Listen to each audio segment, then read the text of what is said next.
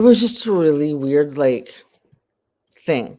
And then I was told that I also was calling too much and messaging too much in my chart, but I was just trying to reply to the questions that they were asking me regarding like things, my like directions from my insurance company was trying to like tell them how to like code something, like write what kind of code or whatever that doctors have to write for the pharmacist to be able to fill, like a certain way, so that it would be accepted. I was told how many epi I was eligible for the month, and what would be covered by my insurance. And the nurse asked questions about that, so I sent a message about that. And I was told that I was taking up too much time for the practice and taking it from other patients. Um, I understand that I'm not the only patient, but I am also autistic, untreated ADHD, and I have, as of right now, over 125 allergies, and I haven't even finished. So, as always on TikTok, I like to choose ironic gift goals. And the gift goal that I put up for today is the perfume, because fragrances are a nightmare for a lot of people with mast cell activation syndrome, MCAS. I had to hold my breath the last time I walked into a pharmacy to pick up a different prescription because I got basically smacked in the face with like a full freaking force of cinnamon. And while I enjoy the scent of cinnamon, it's part of a lot of Mexican desserts and a lot of Mexican cooking. That was like walking into a Mexican wedding. My PS were a lot wore a lot of perfume and a lot. And it's like instead of just like a dab, on the pulse points, it was like full freaking bot. Like it was overwhelming. And by the time I got in my car, I was like, I'm gonna sit here for a few minutes because I need to medicate and I'm gonna make sure everything's good before I drive again. Hey Vesper, how are you? 1 second. Let me I know what you're gonna ask. So if anybody wants to go live on YouTube, let me know. If you're anybody who gifts on TikTok, I can invite over, I can send you a link. Okay.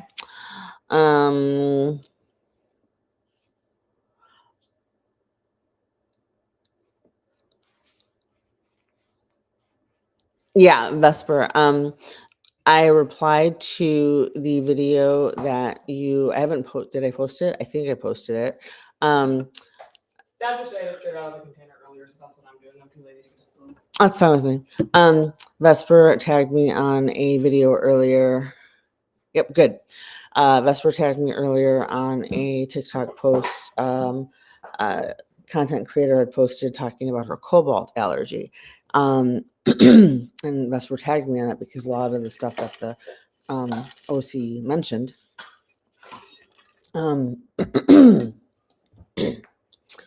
reads a lot like my bio and my life. So right now, it's also just so fun that she doesn't have I don't have half of my medical history either. I only know one half, so I have to guess on the other half. It's a long story that we're not going to get into publicly, but that's about as far as I'll go. I didn't know that half of my med history was incorrect until like 5 years ago. Family, not medical. Yeah, I don't have that. That's what I I mean. got a tiny cut. Do we have bandages down here? Yeah, we should. There should be some on the. For me, it's both. I don't have, since I don't have my family history. I don't have my medical history. The bio family. Yeah, check the bathroom sink. If you don't see me up there or below, tell me because I can check my purse. Okay. All right. So, hey Talmash, how you doing? So yeah, I picked the perfume gift, just because that's the reminder for everybody that scents alone can trigger an MCAS reaction. For those who don't know, mast cell activation syndrome, in a nutshell, is essentially works out to be living in a semi-constant to constant state of multiple body systems or organs affected, which, by the way, is the exact same definition as anaphylaxis and happens to be the exact same definition for idiopathic anaphylaxis. So, yeah, let's see. Tamasha's doing great, trying to not be too stressed out this week. I hope everything stays calm for you, Tamash. No, trust me, I completely understand. All right, so I am currently, one second here, I have to pull up a thing on cobalt allergy.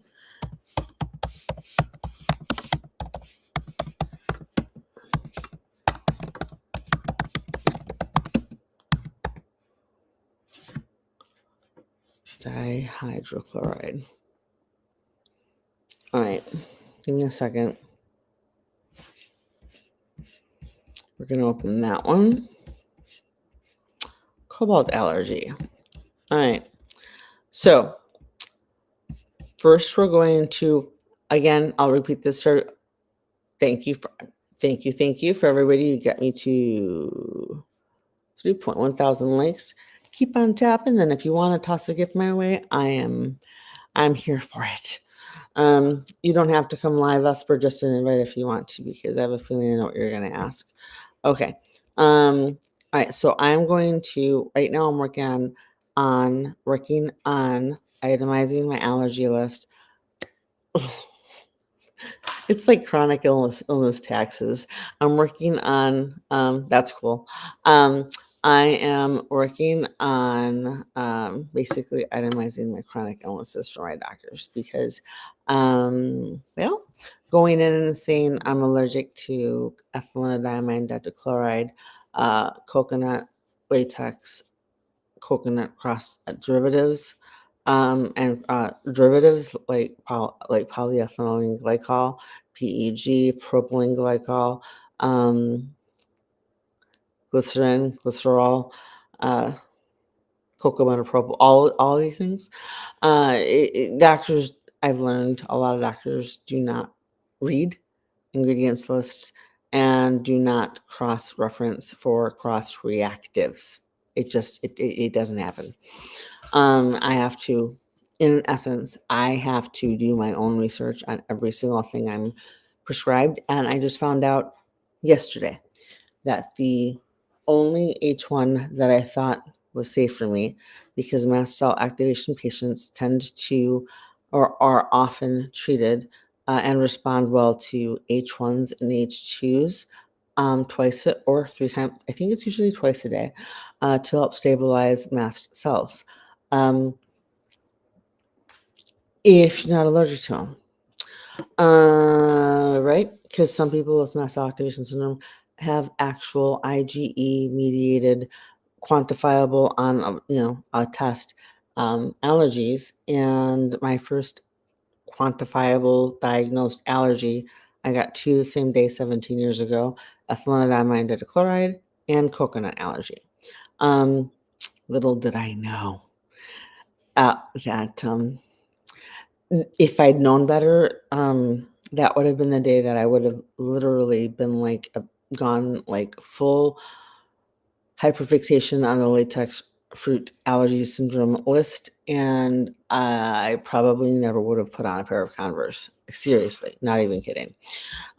Everybody, please come on over to, if you don't have to watch on YouTube, but please come over and like the channel, or subscribe to the channel and like the live. Leave a comment on the live. Help the algorithm know that I exist, because if I can get this bad boy monetized, which I think I'm eligible for 1,000 subscribers and like X number of watch hours. I don't even know how many watch hours I need still, but I know that I'm about halfway there for the goal for the subscribers.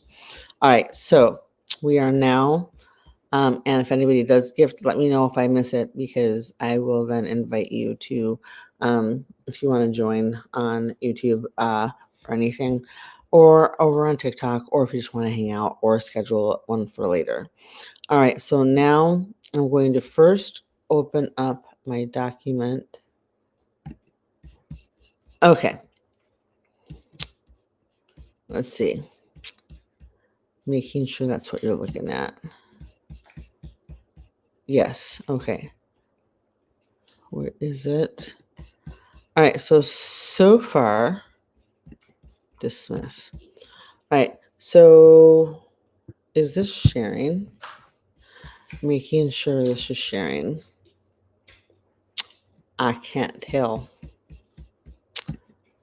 Let's go screen share and untitled document. There we go. All right, cool. All right, so now you can see what, hey, Christina. All right, so now you can see that I have, this is my, one second, here you go. Allergy list, itemized. Okay. I need to add the words latex allergy to the top of the first list. By the way, this is just the first run, so I'm going to have to go through again and edit later. But as of right now, I have 125 allergies, and I'm only through 2 of the 5 major allergy groups that I have, because each group has like a ridiculous number of cross reactives or derivatives. And if I clear my throat one more freaking time, I'm taking my Benadryl. I'm trying to hold off on the other rescue meds so I can make it through, so I can take it right before bed. Okay. All right. So for the latex allergy, and I have these lives in on my main channel on Chronically Spicy on YouTube. I don't have them in specific playlists yet, but I will be adding those. Okay. So this is part 3, because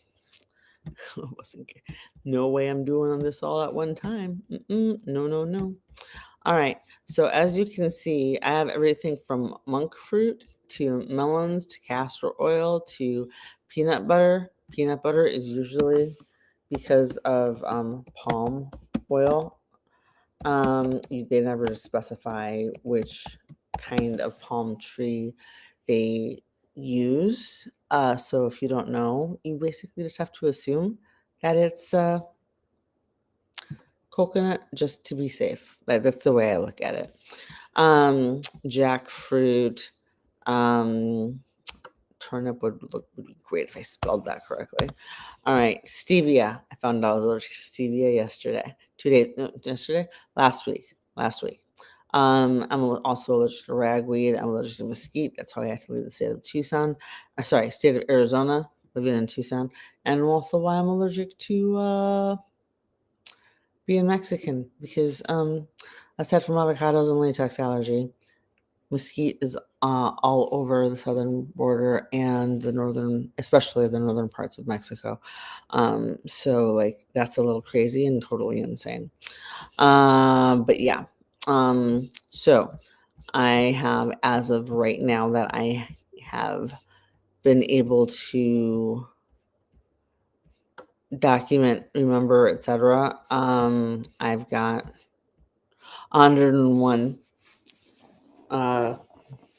allergies for latex, and this is including latex allergy crosses. And I'm going to be including things in under the other lists, because I need to make sure that like medical personnel, EMTs and such, understand that I want to be in the back of the wee woo van less than they want to be looking at my chart going, what the hell are we supposed to do with this chick? I have no idea. I put cilantro, coriander on the list too, just in case, because sometimes that sets me off with MCAS reactions, but other times it doesn't. So I'm pretty sure it just sets me off like the week before my cycle. So I'm fairly certain that I can still have that, but I pay attention. I'm paying attention, and if it continues to happen, then or happens again, then I obviously will be stopping. By the way, I'm starting to have a Behçet's reaction. See that? It's always on the tips of my fingers. The tips of my fingers literally will get that's from a Band-Aid I had in a few days. The tips of my fingers will get instantly calloused, just the tips, the very tips, okay? They'll get calloused. Like they will pressure will build up. It dried out skin. I can do this, no problem on my skin that's not affected, but I do this here, and you see that, like it's white and it's swollen. That means my MCAS is starting to go, hey, guess what? We're showing up for the party. And I will admit that currently here I did cheat, and there will be more cheat in a way, and there will be this list would be way longer if I actually listed all the individual hair care, shampoo, conditioner, hairspray, gel, etc. that I can't use. I should add hair dye to that too.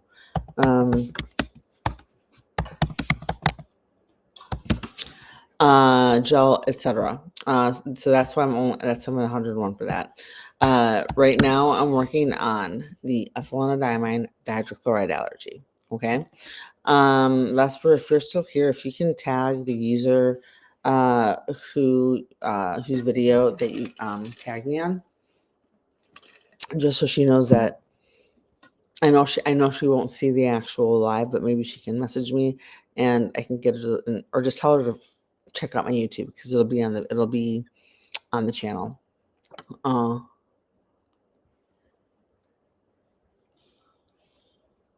Okay. Tiny little ulcer forming inside my mouth. That would be the Behçet's disease. All right. Ethyelendiamine dihydrochloride allergy. Now, I added cobalt allergy to this because after looking at the list, I'm like, it all ties back to latex. Not even kidding. I am not a scientist. I'm not a doctor. I'm not pretending to be one. I am not pretending to know more than the ones that are on here, that are board certified and that are medically providing the proper care for their patients within the scope of practice.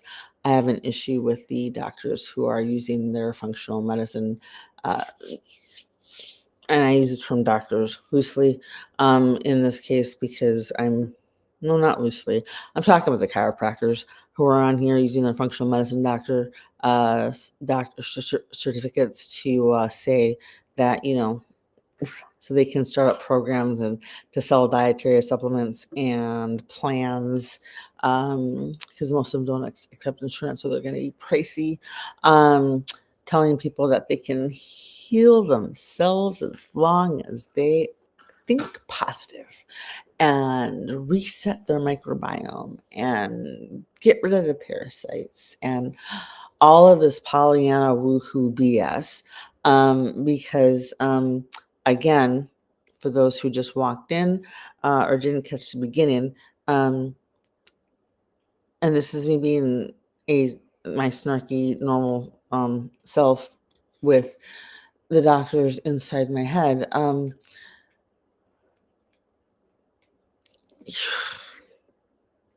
Never mind. It sure hurts my brain. Okay. Ethylene dihydrochloride allergy. We're going to go to, here we go. DermNet allergy to ethylene dihydrochloride. Okay. Ethylene. Oh, hey, how are you doing there, Maddie? Everybody follow Maddie. She's amazing. She's an incredible MCAS Mass Cell Oxidation Syndrome advocate. She does very educational videos that she's Inconsistent Systems for anybody watching on YouTube. I'll try to remember to add her user link in the description box when I go back in like sometime tomorrow and adjust the description box on YouTube. FYI, just so in case, because I know this matters for some people, she's very family friendly. She doesn't swear in her videos like ever. Sometimes I try not to, but not very hard because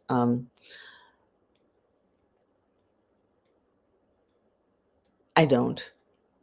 Anyway, but it depends on it depends on what I'm talking about. If I'm doing an interview with an expert, or if I am doing a news read, or whatever. Like basically, I don't drop f-bombs in front of the priest at church, and I try not to swear in front of my mother-in-law or anybody I'm like in my like mom and dad's generation of my family, because that case in that went viral on TikTok. Yeah, I had to tell everybody in my family that I had permission from my husband when I was 28 and got a tattoo. I'm first generation Mexican American, and I told my husband on the way to the family get together, the one that we do every Sunday. Maddie will understand this. I told him, I said, "You can laugh all you want now, and you can make fun of me after, but just nod your head and go along with this, or I'm going to be catching hell from the Theas and the Theos, okay?" And he was like, "What?" And I said, "Well, at a time, I got a small tattoo on my inner ankle, which I wouldn't have gotten if I had known or realized that I shouldn't have, because I'm allergic to my tattoo." But back to the story. Everybody, because it was a summer, "Pauline, what did you do?" "What do you mean, what did I do? You have a tattoo." "Oh, it's okay. Alfredo said it. My husband said I could get it." I was 28. I was 28. No, I was 24. I was 20. He was 28. I was 24. And I had to I had to pretend that my husband gave me permission to get a tattoo. And the second I said it's okay, my husband gave permission, everybody was like, "Oh, well then, okay, we can't say anything." I was like, mm-hmm.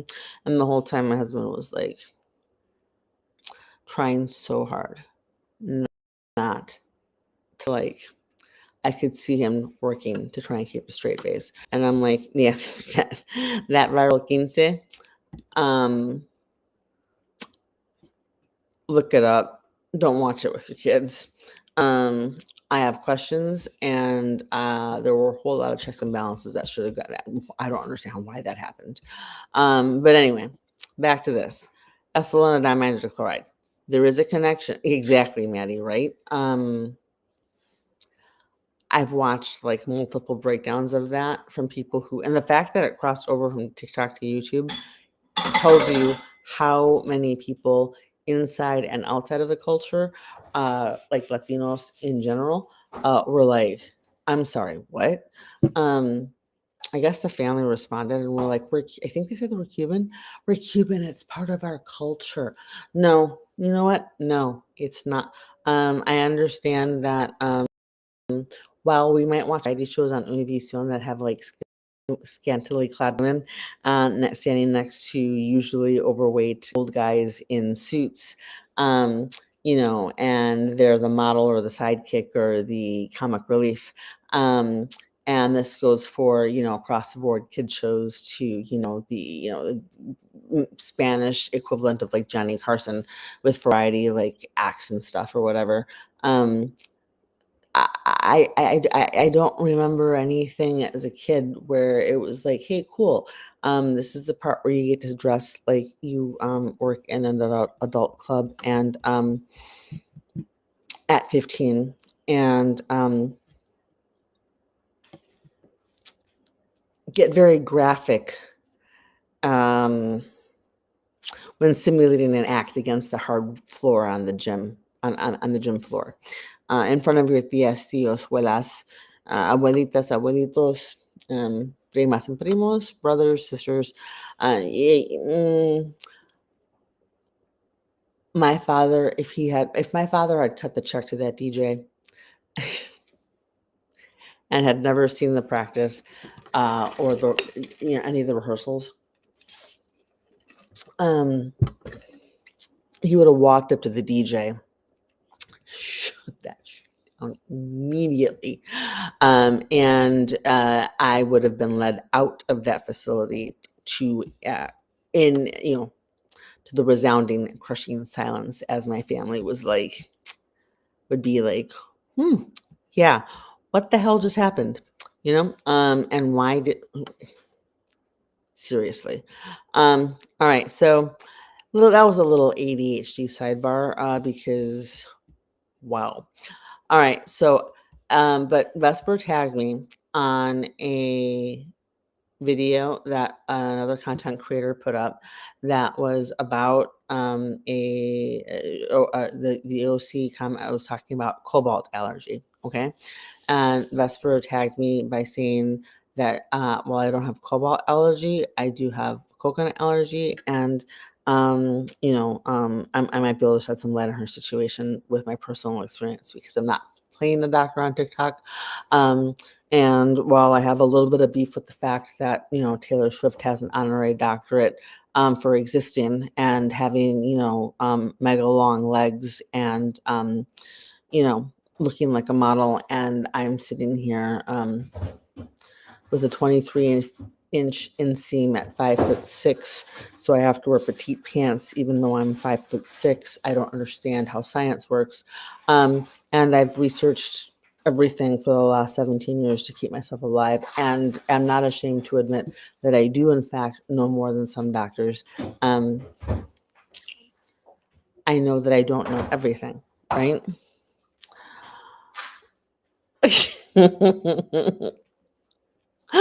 You crack me up, Mandy. Yeah, I ADHD suffered. I've been wanting. I've been actually I was like, should I make a video? I'm like, can I even? I can't tie that into anything I usually talk about. I usually don't do pop culture on my channel, but I'm Mexican. I didn't have my own quince, but I've been to a ton of quinces. Second ADHD sidebar. I'm sorry right now. A whole bunch of people were all like, the boys, the chambaleros, they looked so uncomfortable during the dance. I'm not excusing the dance, but I'm going to say this. I've been to a lot of quinceañeras, okay? None of the boys want to be there, okay?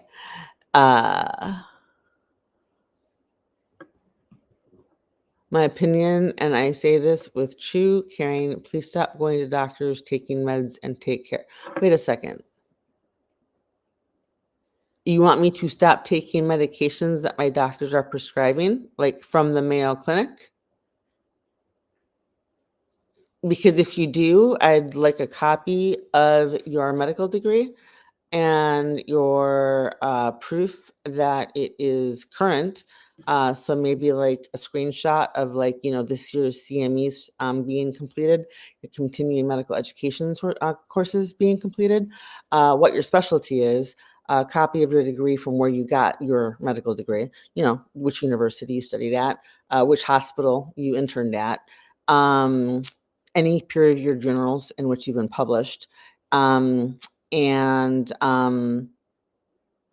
exactly why you think you know more than the Mayo Clinic, me, or anyone else who has as many chronic illnesses and allergies as I do. Okay. And then we'll get back to you. Okay. Cool beans. All right. Yeah. If you don't have any of that, then scroll. All right.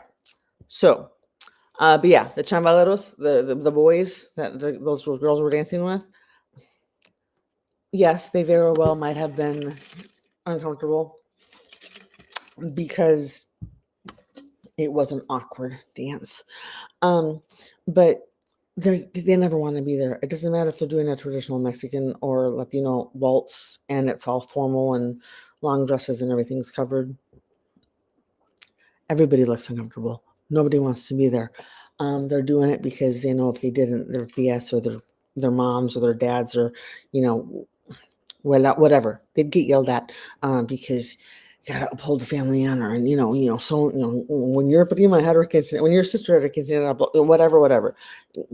Encanto was not just a Disney movie; it was a documentary. Okay, so yeah, every one of those boys was there because they felt they had to be, and it wouldn't have mattered what the music was; they would have had the exact same look on their faces. I'm not saying that it made that the music that played and the dance they did was a good call by any means. I'm just saying let's focus on just the dance itself because damn.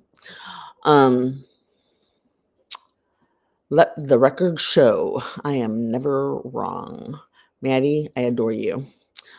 I am too wetted to be able to complain like you do. um, I think your Spanish is better than mine, girl. Um, mine, mine's good. Mine, they know I'm American born. I don't have a regional dialect. I haven't been in Mexico in years, mainly because I'm allergic to it. Um, and but the last time I was there, they were all like, "So, do you have family from Guadalajara?" And I was like, "How do I know you?" It was one of the guys that was leading our tourist group, and we were in Cancun, and he was like, "Oh, you have the features of the people of that region." I was like, "That's really cool," because my mom's dad was born in Guadalajara. Um, but I was also very not sober for a lot of that trip because I was 21 years old. Um, and turns out when you're not actually overthinking and worried that you're going to pronounce something wrong and accidentally call camisetas tapas because you basically just Americanize the Spanish word. Rajab, nope, not unless you actually I know you or we've chatted in the past or you've subbed or gifted. We do not do freebies over here. And I have a very specific audience on allergies. You don't want to be at this party, trust me. You didn't speak your first 4 months in Mexico because you were afraid. I was like 13, I think, when I accidentally called t-shirts tapas to my tia, and she like tapas, there's like the Mexican, like they're Spanish, like the Spanish mini appetizers, and I was all like that, and she was like tapapoli, no, camiseta, and I was like, oh. But then I got to college and I realized that if I imbibe and enjoy more, enough of the beverages I can no longer drink because they're too high in histamine, I forget. The fear goes away and I don't even realize I'm thinking in Spanish because normally I'm thinking in English. I might talk to my kid like I'm if Maddie probably picked up on this, and anybody else who's Latino or raised in a Latino household or culture has probably picked up on this. A lot of what I say to her is Spanish translated into English in the same tone and intonation. I was called Nina all the time. I say child to this girl all the time. And we, at the same rate and intonation. I've had strangers that I've met like at parties be like, "You grew up speaking Spanish?" And me like, "Do I know you?" And they're like, "No, but you speak English with the same rhythm and intonation that somebody who speaks Spanish does." And I was like, "Cool. Really? Okay." Um, but interesting things, side notes, and fun. Anybody here, if you have not already, please, please, please come on over to my YouTube channel. You don't have to watch it there, but if you let it run on your laptop or your desktop, it'll help with my like hours, my watched hours. And if you subscribe, you help me get to the 1,000 subscriber goal that I have before New Year's Eve. And you want to know why this would be so awesome? My birthday is the day after Christmas. I'm be stuck at home between Thanksgiving and the New Year. Want to know why? Because I'm allergic to poinsettia plants. Because poinsettia plants are a latex allergy cross. And guess what? Contrary to medical belief, yes, I'm going there. Latex is not just airborne only because it travels or attaches itself to the cornstarch particles that is put into balloons and packaging. It also can travel on dust. There you have it. And that's why why I'm airborne reactive to points. I just have, if I'm close enough to see it, I'm already reacting. So, good times. I just busted out with fluent Spanish one day, and everyone freaked out. Maddie, have you ever seen the 13th Warrior with Antonio Banderas? I swear to you, I'm physically incapable of saying his name. No, let me rephrase that. I can say Antonio Banderas. Don't do that. Ugh. No. Your voice sounds wrong when you talk like a white person when pronouncing something that ain't white. We're never doing that again. That didn't happen. Scratch that from the record. And trust me, a piece of my soul dies every single time when I used to be able to drink. When I would walk into a restaurant and be like, I'd like a pina colada, please. And I get the waitress going, you want a what? And me summoning all the powers that God has graced me with to keep my mouth shut and say the right thing. And I go, can I please have a pina colada?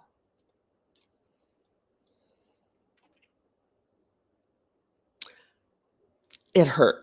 It hurts to say it that way. Let me tell you, literally kills me to say it like that. My Spanish might suck, but whenever I read a new word, I read what I'm reading, I read it in Spanish. All right, so let's get back on track here. For hanging out. And if you've been to my lives before, I'm a medicated ADHD. I'm autistic. I hyperfocus, and I'm pretty sure that's why I'm actually still here. Well, that and spite. I exist out of spite, because all of my allergies combined, all of my chronic illnesses combined, I'm basically allergic to first line typical everything.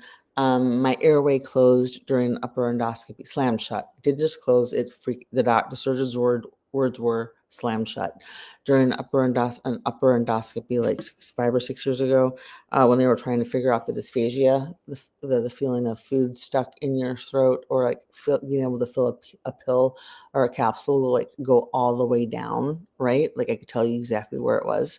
My air, I could still breathe just fine. It was just I couldn't clear what I had eaten or what I had swallowed for medication. And so that's what the upper endoscopy was supposed to be for. But my airway slammed shut. Want to know why? Exactly what we're talking about tonight. Ethyelendiamine, dihydrochloride. Because I have a friend who is a nurse with 3 medical degrees who also has latex allergy and mast cell activation syndrome and knows quite a bit about medicine. Now, mind you, I know I got whirlwinded right the F out of that office, because as soon as I could stand, they were like, oh, you can go home now. And just make another appointment for 2 weeks from now. You'll be just fine. The anesthesiologist knows exactly how to handle your case next time. And I was like, oh, he does now, does he? Okay. You said to call, make an appointment for 2 weeks from now. And the doctor was like, yeah. And I was like, oh, okay, sure.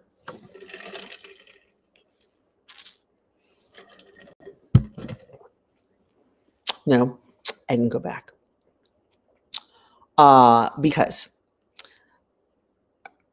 number one, I know now that I was rushed out of there faster than I should have been, because you have an anaphylactic reaction and you go into a hospital. They have to keep you for a minimum of 2 hours, usually longer. Somewhere, I think the average is 4, to make sure you don't have a biphasic reaction, and needs to be basically think aftershock, allergic aftershock equivalent to an earthquake. Okay. Yeah, my airway just slammed shut while I was on the table for and they had to stop the procedure and, initiate measures to open my air. Yep. everything to not say life-saving. Cool beans, got there, doc. And they whirled me and my husband and my kid right out of there.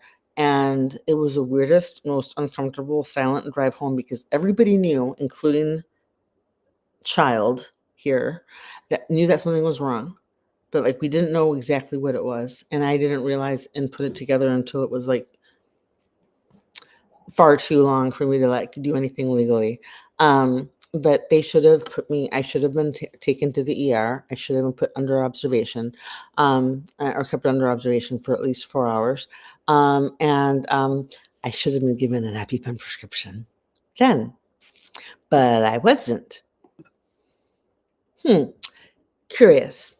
And anyway, later on, I ended up figuring out, talking with my friend, there's a couple possibilities. One, somebody even though I mentioned before I even went in and put on the freaking gown, I mentioned ethylendamine dihydrochloride allergy, coconut allergy, latex allergy.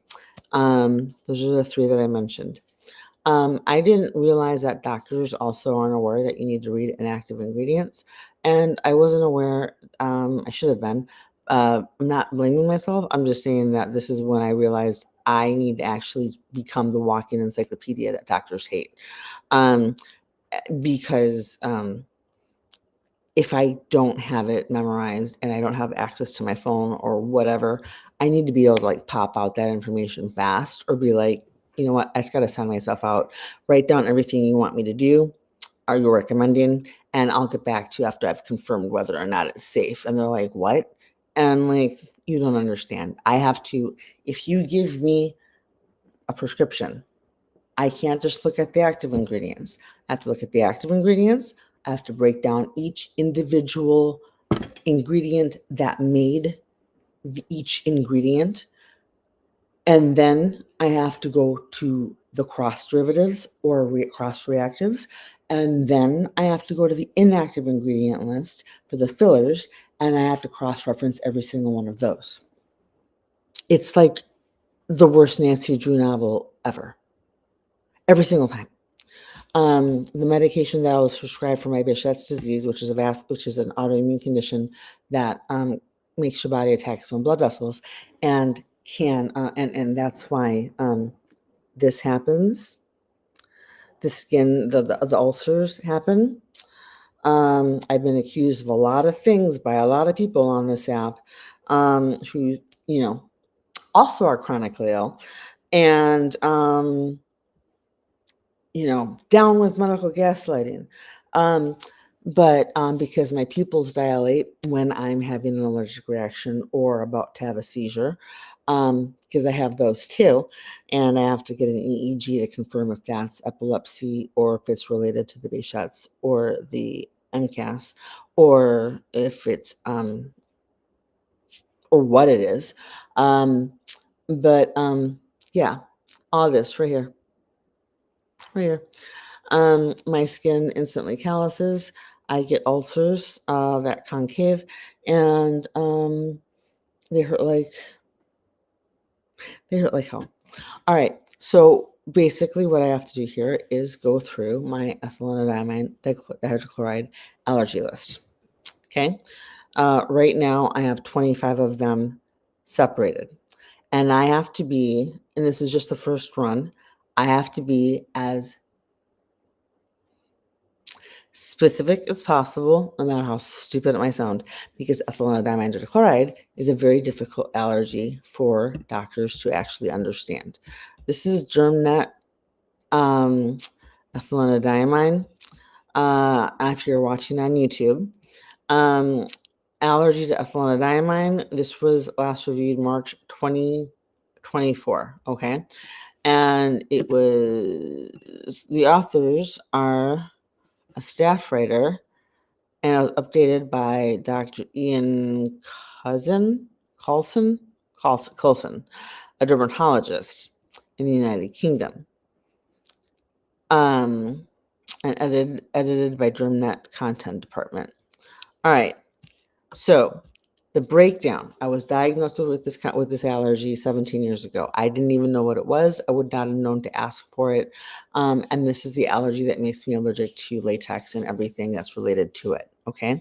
I'm going to give you a spoiler and let you know that ethylendamine dihydrochloride allergy is considered an atopic or contact allergy reaction that results in a rash at the point of contact. I've proven time and time again by myself without actually like meaning to that it's not just a contact allergy because it's structurally part of a lot of medications that I cannot take, including hydroxyzine.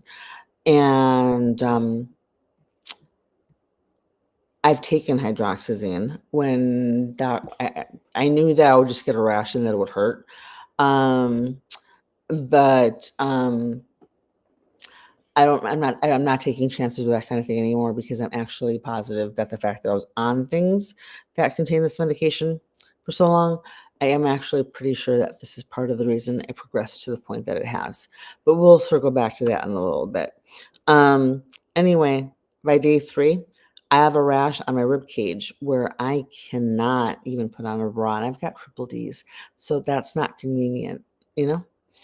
Good morning. I was scrolling by and thought to say hi and you have a good day today. I hope you have a good day too. Hey, Judy Dogley, how you doing? Okay, so everybody who has stopped in, please like and subscribe to my YouTube channel. Hit like on the live because it will help. It's the cheapest. It's free. It's free for you to do this and for you to help support me as a content creator. Because if I can get my channel where I need it to be so I can actually monetize it, I might actually be able to start getting to the point where I can make a potential living off of pissing off doctors because I know too many medical terms. I mean, that's not the goal, and I won't put it on my business card. Okay, maybe in tiny, tiny, tiny font on the back, something. But only it depends on like, how snarky of a mood I'm in when I, get the business card printed. I have no idea. People have been asking me for like individual and group consults. And then the second I mention number, I get, well, what's the free option? And I'm like, my videos. Um, I love y'all, but every single content creator who is putting their heart and their soul into trying to educate for self-advocacy and awareness, because I'm not giving medical advice. I'm trying to help people learn what they need to learn so that they can research for themselves and help keep themselves safe. That's what I'm doing. And help you find the information that you need to, the JAMA, the NIH, the NCBI, all of them, UK sources. I'm reading all of the medical journals. That's what doctors want to hear. That's what doctors want to see. If they're willing to actually look at stuff, because they don't care who said what on TikTok or YouTube, right? Unless it's like a doctor themselves, like Dr. Rubin. So I'm going to go over quickly what ethylendamine dihydrochloride is, and then we're going to compare that to the cobalt allergy. And I'm going to see if I can add 25 to 50 or itemize 25 to 50 more of my allergens. Right now, Maddie, if you're still here, I'm at 125 allergies, and that's with grouping some things like all hair care included. Getting bubbly. All hair care, including shampoo, conditioner, hairspray, gel, and like hair oils. Jojoba oil. How do you say that in English? Jojoba. I always say jojoba. That oil. If you just buy it off the shelf at a major department store or a major like regular grocery store or another store that happens to have a dog as its like logo with like spotter on its eye, that I like absolutely love and adore, but like all of them, none of them, let me rephrase that, none of them carry pure jojoba oil. It is, it's got a list like 20, 30 ingredients long. I'm going to be allergic to something in that. So there's that. So anyway, ethylendamine hydrochloride.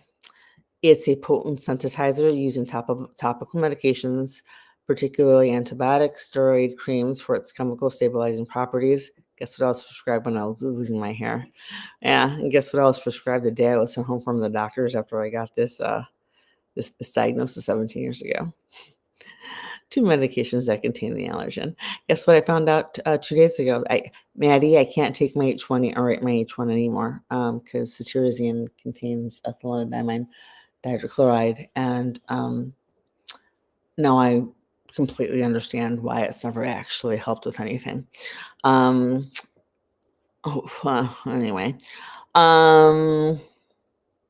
it has been commonly found that individuals who show a positive patch test reaction to ethylendamine have used Kenacomb, Kenacort, or Mycolog creams. Popular broad-spectrum antifungal steroid cream. Yep. Or one of its generic preparations. Ethylendamine has not been removed from Mycolog, but there's possible generic preparations or other similar formulations that may still contain the allergen. Ethylendamine is not used in ointment preparation and is rarely found in cosmetics and toiletries.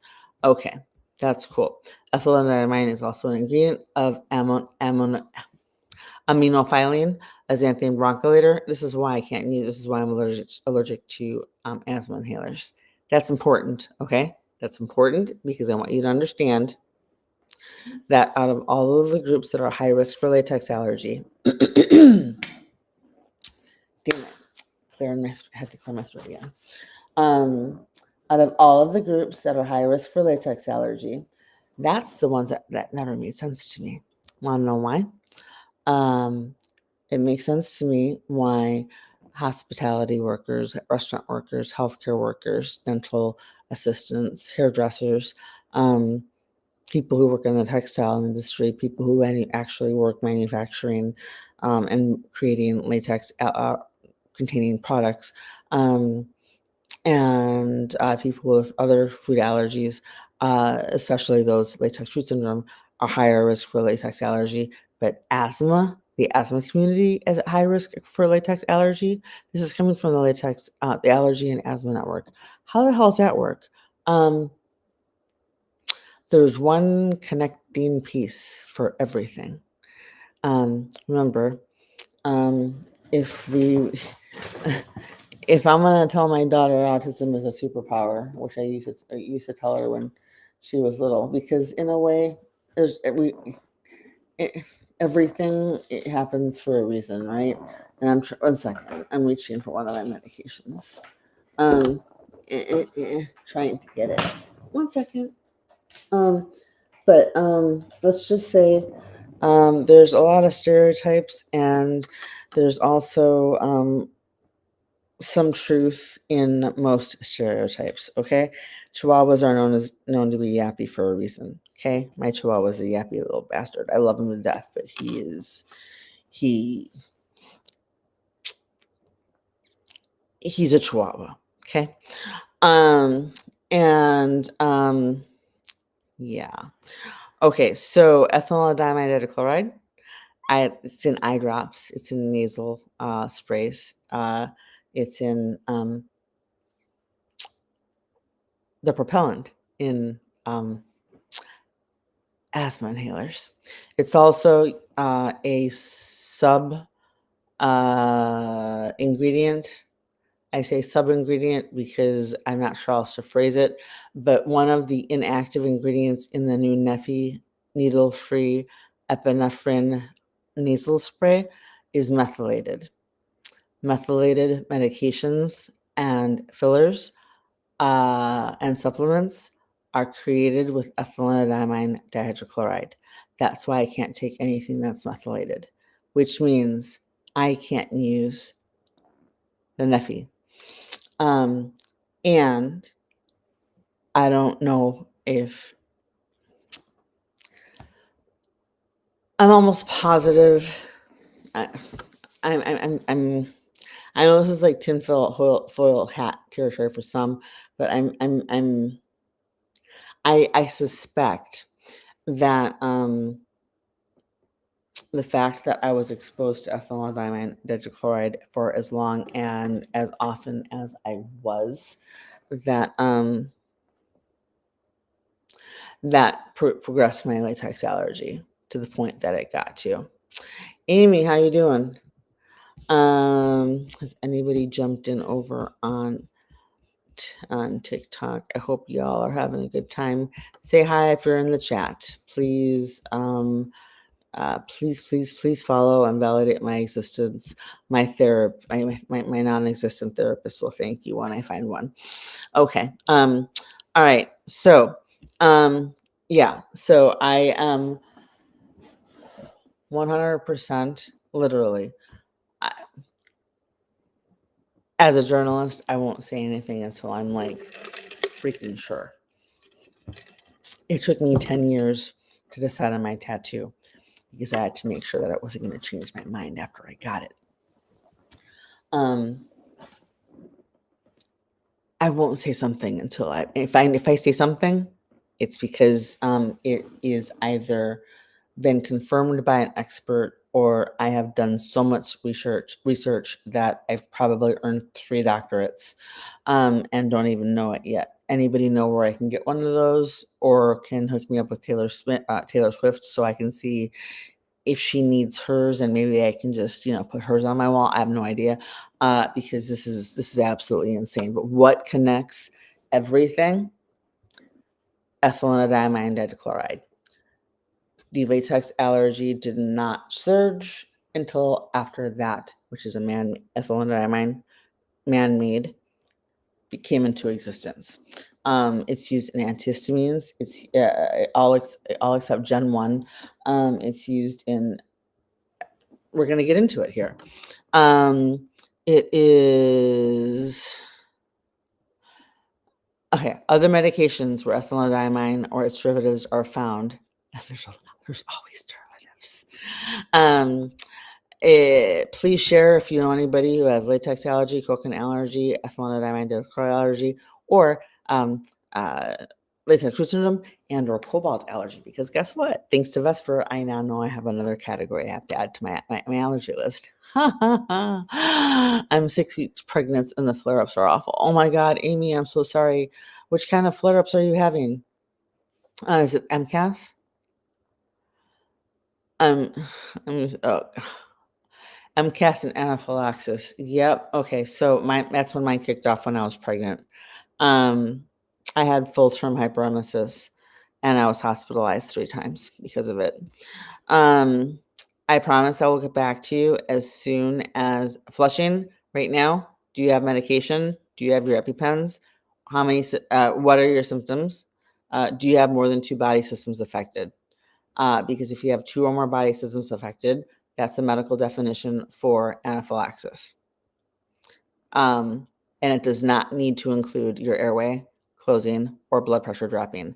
If that's already happening, you're already in anaphylactic shock. And that's according to every single major medical source that's out there, from the Allergy and Asthma Network to TMS for a Cure to JAMA, the NIH, all of that.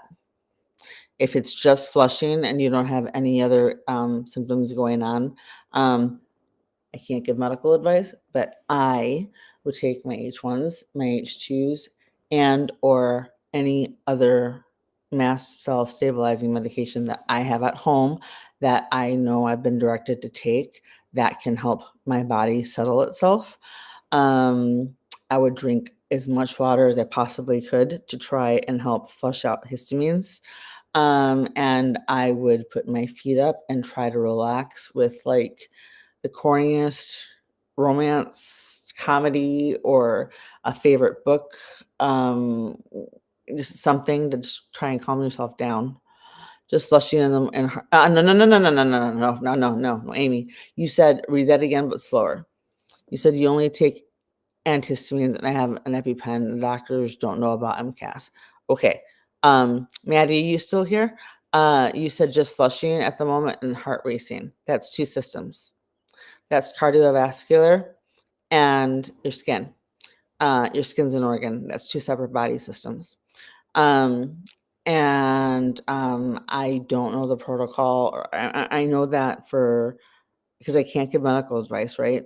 But I now know, and I've been told by the Mayo Clinic that I'm supposed to epi if I just get when my face starts to swell.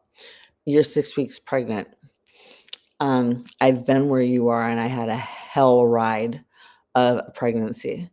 Um, and I was hospitalized 3 times during the pregnancy because of hyperemesis gravidarum, which Dr. Afrin himself actually thinks is like a symptom of MCAS. I personally think that every single woman who has preeclampsia also potentially linked to MCAS. I personally think that any woman who exhibits those kinds of reactions or has or preeclampsia, that kind of stuff, needs to be screened for MCAS as soon as possible. And I would probably say blood testing at best, at the most invasive, and where they just draw and they don't actually prick you with anything, and clinical observation. So you need to find a doctor or a medical provider that actually takes your insurance. If you want to email me, chronicallyspicy@gmail.com, I can possibly help you on an individual consult. One second, I just dropped a medication. I know you're pregnant, and I know everything's tough for people right now, so I'm not going to be offended if you say no. But pardon me, sorry. But and I don't need to save money for baby. I gotcha. But I I I had a hell pregnancy, and it's because nobody knew that I had MCAS, because MCAS didn't become a condition you could get diagnosed with until the actual year I was freaking pregnant. So like I started having all these reactions, and it ended up with me having severe preeclampsia, and I had to have an emergency induction. It was nuts. Um, so I really, really, really hope that you're okay. And I hope that you can please, I would at the very least call if your OB's office has a 24-hour nursing line, or your insurance company, if you have like telehealth. I would if this was me, because I'm Mexican, and we're all Mexican, and we're all basically the walking Monty Python flesh wound night like stereotype. We don't like going to the hospital unless we're unconscious and like somebody else drags us there. My father used to say he'd sleep when he was dead. Like, I'm too busy right now. Sorry. Mm. My child has fibro, chronic pain, and some days it hurts too much to even move. And I will say, well, we can stay home, well, we don't have to do X, Y, or Z. And she's like, I say I was dead, right? If she wants to do something, she's going to do it. And she'll pay for it later. And so will I, because I do the same damn thing. She learned it from me. But you are pregnant, okay? And I know, because I did not know how to take care of myself properly at the time, because I didn't know what I had, and neither did doctors. Please, please, please, anybody who's watching this, pay attention. Anaphylaxis and anaphylactic shock are confused. And I know I'm going completely off script on this, but bear with me here, because we got a situation going on, okay? According to all the medical dramas on TV and Netflix, anaphylactic shock is what we all were brainwashed into thinking anaphylaxis looks like, okay? When it's the doctor who happens to be in the restaurant, does it, on the floor tracheotomy with a freaking pencil or a straw to open up the airway of the person whose airway just closed, so they can breathe. And if you're already at the point of your blood pressure dropping, and please, if you have blood pressure cuff, get it out, and keep track of that. If you have an Apple Watch, keep track of your heart rate.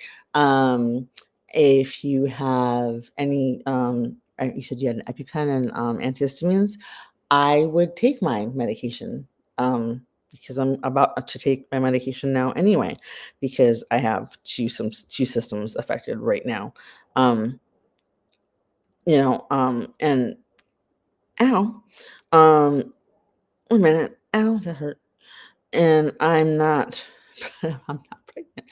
And here's the other problem: if you have MCAS, and I know this is thinking far, far ahead, but you need to make sure I want to try and help you find, if I can, help you find a doctor in your area who understands MCAS and can help you, because we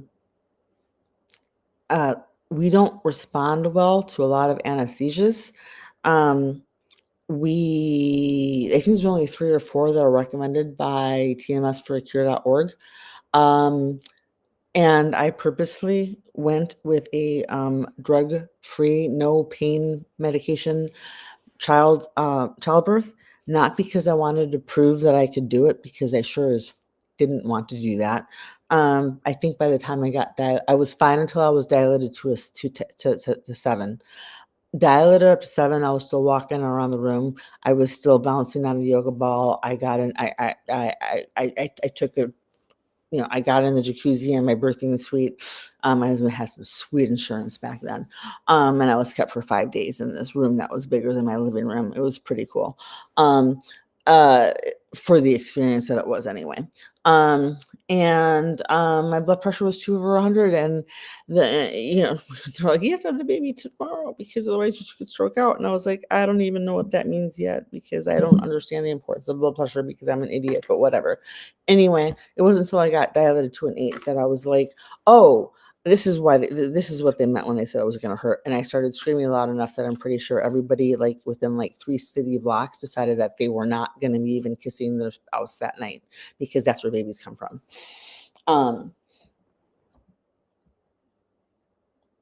Some may even have gotten into like the priesthood, or like joined like a nunnery. Like I sounded like hell. I want you to please. Oh, totally understand. So does Maddie. Follow inconsistent. I don't know if she's still here. Follow inconsistent systems. She is also a mast cell activation patient, and she has a lot of videos. She does a lot of gaming with her community, and she's got a huge community.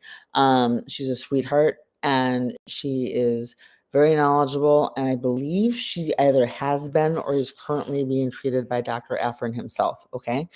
I didn't know it was happening then. I wish I did, because if I had, there's a catch-22.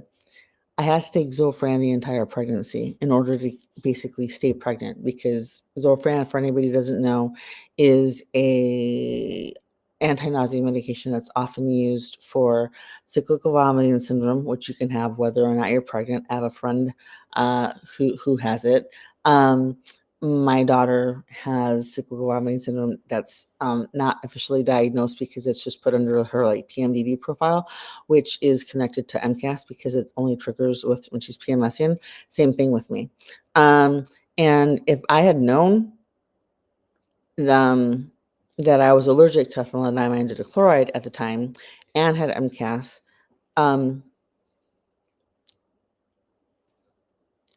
I don't know, and I'm just gonna say that I'm things worked out the way they were supposed to work out, and then my body said no more, and my body wouldn't let me do it again. We tried, and my body said no. We even tried going to fertility specialists, and my body almost made it there. And right before I was going to go for the pregnancy test, we're going to stop right there, because you're pregnant. We're not going to go further on that one. All I want to do is make sure that you're safe. Okay. And that means that you need to understand 2 or more body systems affected. is anaphylaxis. If you have gastro and a racing heart, if you have brain fog and welts, if you have flushing and a racing heart, that's 2 or more body systems.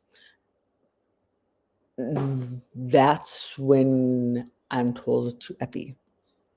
If my face starts swelling, sorry, I'm bubbly because I have not medicated in a little while.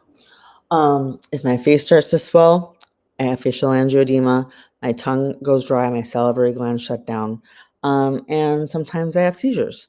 Not the kind where I have, not like grand mal, more like more like focal. Seizures where I'm like hearing things in my head and thinking and having conversations with people. I used to think that was brain fog. Okay, like I didn't know. I didn't know. It's really, really hard, and I really, really, really hope that I know that my insurance company had a 24-hour like nursing line that I could call. I would recommend calling them and asking and running your symptoms by them and asking them for their recommendation on how you should proceed. I can tell you that for me, epi actually slows down my heart rate because I have ADHD, and so does my daughter, because we're basically really weird twins when it comes to like all of the diagnostics. But I would probably call either telehealth for an appointment with an OB doctor, or whoever's available, or I would call the insurance company, like 24-hour line, and see what they suggest, because you're pregnant, okay, and we want you to we in 9 months, or in 8.5 months, we want to see happy updates, okay, and I can tell you that the pregnancy might be hell on earth, but the first time you get to hold that baby, even if this is your only baby, because I know a lot of people with MCAS who figure out they have MCAS or go into the pregnancy with MCAS knowing they have it, were like, yeah, I can lie. One was enough. I can't do this again. Not biologically. I know other people who, after the first 12 weeks, their MCAS completely was like smooth sailing for the rest of the pregnancy. It's not always like, a walking nightmare. So you might actually, you could be one of the lucky ones who ends up like, after the initial like body getting adjusted to like all the hormones, doing the crazy wonky stuff that it does when you get pregnant, might actually be able to help you with that. It might calm things down. And you can find out which medications are safe and not contraindicated during pregnancy for stabilizing mast cells. I can tell you, I'm not telling you to take it, and I'm not telling you to buy it. I am just telling you that it exists. And then you can talk to your doctor and do with that information what you and your doctor decide, and is good for you. This is called nasal crom. This is from nasal crom Cromolyn Sodium Nasal Solution USP. It's available on Amazon in packs of 2. You can get it. I think you can get it with like up to 6 packs, and each pack has 2 in it, if I'm remembering correctly, for like $48. This is exactly the same. Exactly. I've had it confirmed by multiple medical doctors. This is exactly the same as the vials that mast cell patients open up and pour into their water. And it's a hell of a lot more convenient. I got to do it 3 or 4 times a day. And sometimes I do more than that. It's safe to give to kids ages 2 and up. I don't know about women when they're pregnant, but I can tell you that it strictly just contains cromolyn sodium and like distilled water. So, but talk to your doctor, talk to somebody, and send me a message when you can, and let me know if you're okay. That you're let me know that you're okay, please, because I'm gonna be like, it's been 17 years. I've never forgotten every single event that happened that led me to the hospital. I've never forgotten the 3 times I was in the hospital for a week each after she was born. So I spent 3 weeks out of her first 6 weeks of life in the hospital because more MCAS complications that I didn't know were MCAS. I would love to work with you if you are interested, and if it's something that is, that you can. I'm not charging stupid prices because I know that things are hard for everybody right now. But I'm more than happy to provide as much as I can with information on the videos that I share, and I'm hoping that you're okay. Okay, so sending you love, sending good baby sticking vibes, all the good juju. And 1 second, I'm gonna be Mexican for a second here. All right. Please message me or email me at chronicallyspicy@gmail.com and just let me know how tonight goes if I am off when you come back. But please talk to a medical professional and find out if they want you to come in. And if they ask you why you're calling, let them know that you have mast cell activation syndrome, that you have anaphylaxis diagnosed, that you have EpiPens that you carry, and that you only have antihistamines to treat your condition right now. And that you know, according to all published medical sources, that anaphylaxis is 2 or more body systems affected at once, which might be taken more seriously when you're talking about a pregnant woman. Okay, so take care of you. All right. All right, I'm gonna have to do a separate video later and just reread this article. But ethylenidiamine is also an ingredient in immunophilin, asthma. Okay, it's all for asthma inhalers. All right, it's also used as a derivative found in some antihistamines and anti-nausea agents. Guess what? It's in the medication that I took the entire pregnancy to stay pregnant, and because I couldn't even keep water down, it kept me out of the hospital. It was called Zofran. Would I have taken it if I had known? Yeah, I would have. I was already pregnant. I wasn't gonna. I was gonna do everything in my power to make sure it stayed that way. Industrial exposure to ethylenidiamine is also possible through contact with products such as, and this is where things get crazy, you guys, epoxy resin catalyst and glues, adhesive paints. That includes gel nails, that includes regular nail polish, that includes the dyes and for the color, that includes regular acrylic nails, that includes those Make It Mini kits, that Jean, if you follow Jean on here, on TikTok, all of that. It's also in coolant oils. If you're a mechanic, you might want to wear natural gloves. Rubber latex stabilizer. This is when I found out I was allergic to latex, because ethylenidiamine dihydrochloride is an ingredient in natural rubber latex as a stabilizer. It's also on fungicides and insecticides, textile lubricants, color developers, antifreeze solutions, electroplating solutions, floor polish removers, animal feed supplements. And the reactions, it says, according to this, it says that topical medications produces classic allergic contact dermatitis reactions. Usually the rashes are worsening of an original eczematous condition that was being treated with an ethylenidiamine containing cream, because doctors don't know and they don't look at the ingredients. That's why I have to go, nope, I need to see the ingredient list before I walk out. I need the name of the medication so I can look it up. I might leave with the medication, look it up when I get home, but I'm not going to fill it if I'm allergic to it. Okay.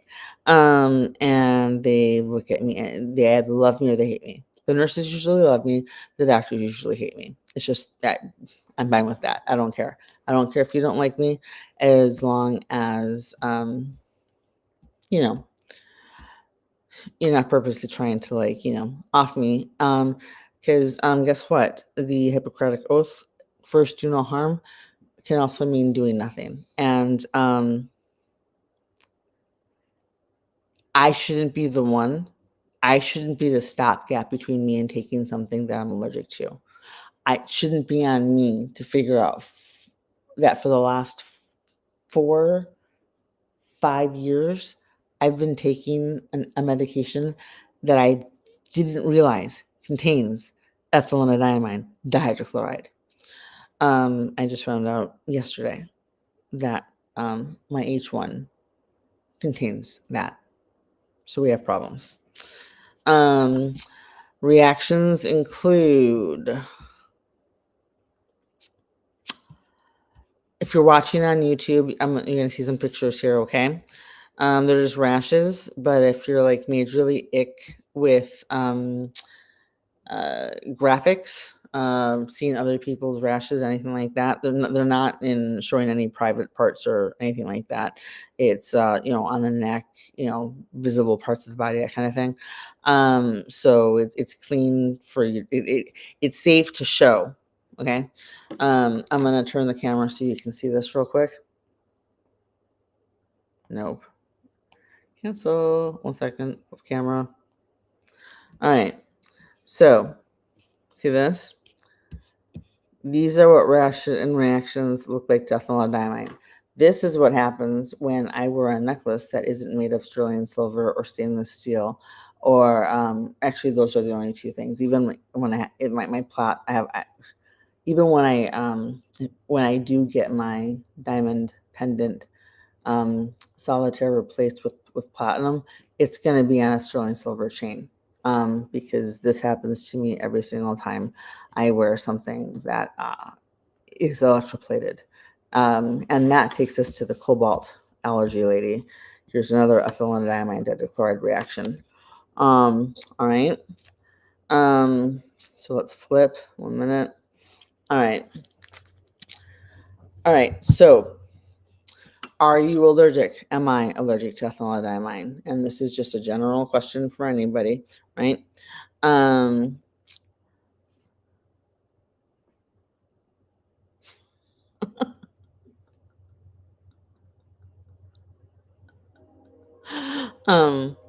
This is just a general question for anybody. Ethylendamine allergy is diagnosed by performing special allergy patch testing. A 1% ethylendamine in petroleum is a recommended concentration used for patch testing. This is usually about 5 times the concentration found in commercial preparations, but is necessary because patch testing with the actual commercial preparation often yields a false negative patch test response.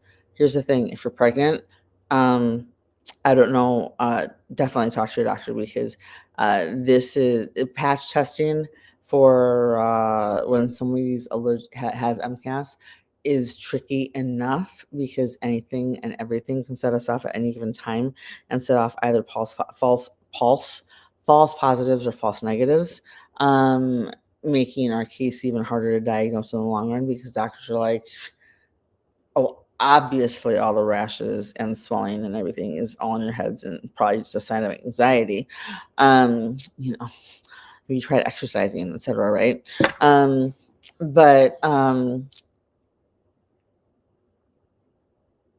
Yeah, I don't know. This one's hard. And you could tell your doctors, obviously, if you've been diagnosed. All right, you know what? Yeah, I have this. I need to find out if I have that. And as far as I know, the only way, this is probably the only time I actually would be like, yeah, do the test. I'll do the test again, if I needed to, like, reconfirm it for whatever reason, for a new doctor or whatever. But I wouldn't do it for anything else, because I honestly think that ethylendamine dihydrochloride is the root cause. I hate that term, but it's accurate here. I honestly think it's the reason that my text allergy has gotten to the point that it has. 1 minute. I hate it. Up right in the middle. The most exciting thing about life? Go away. It's how you can change it. You can move to new cities, meet new people, take on new challenges. So reimagine yourself. We did. The all-new No. Nissan Kicks. Oh, come the F on. Where are you? Video experience? No. No, I don't want to stop sharing.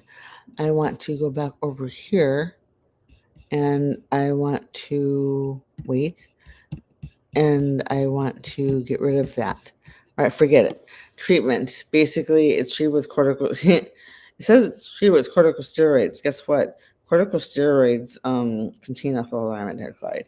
You can get them compounded, so make sure you talk to your allergist and figure out what is going to be a safe option for compounding for you. Okay. Things to avoid include alerting. No, the page isn't moving. Are you serious? All right, fine. Okay. You can't open this page. Close other tabs or apps. Are you kidding? Do you know how many tabs I have open right now? It looks like ADHD on my computer screen.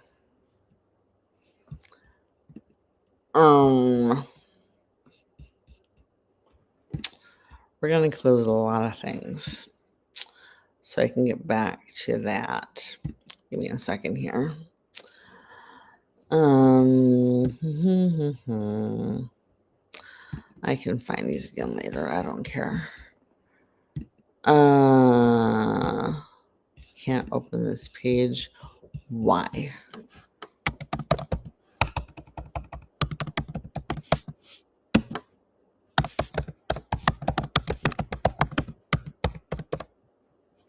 There we go. All right. All right. Metenz.org.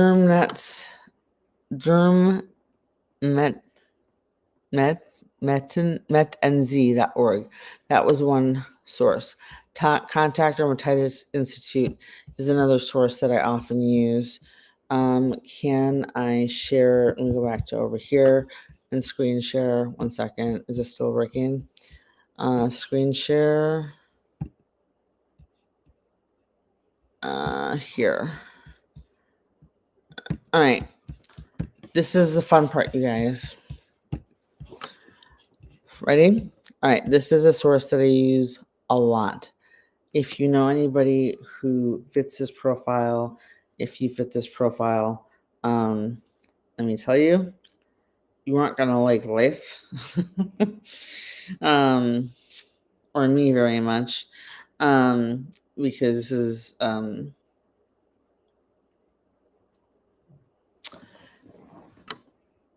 you know when you go to the beach and you get sand in places that you shouldn't be getting sand, and like weeks later, you're still like, oh my God, right? Like you're still like shaking sand out of it. It doesn't matter how much you shower or change, like you still feel sand where like it shouldn't. This is the latex of the medical world. All right. I use this source as a reference all the time.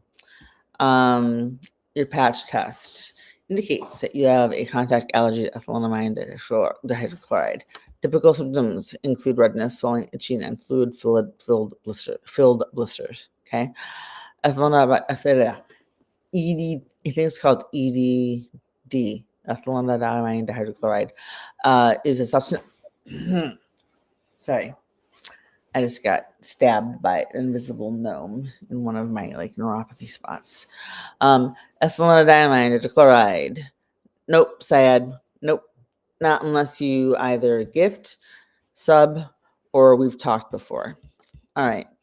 All right. Ethylendiamine dihydrochloride is a substance that is used to manufacture various drugs and individual compounds.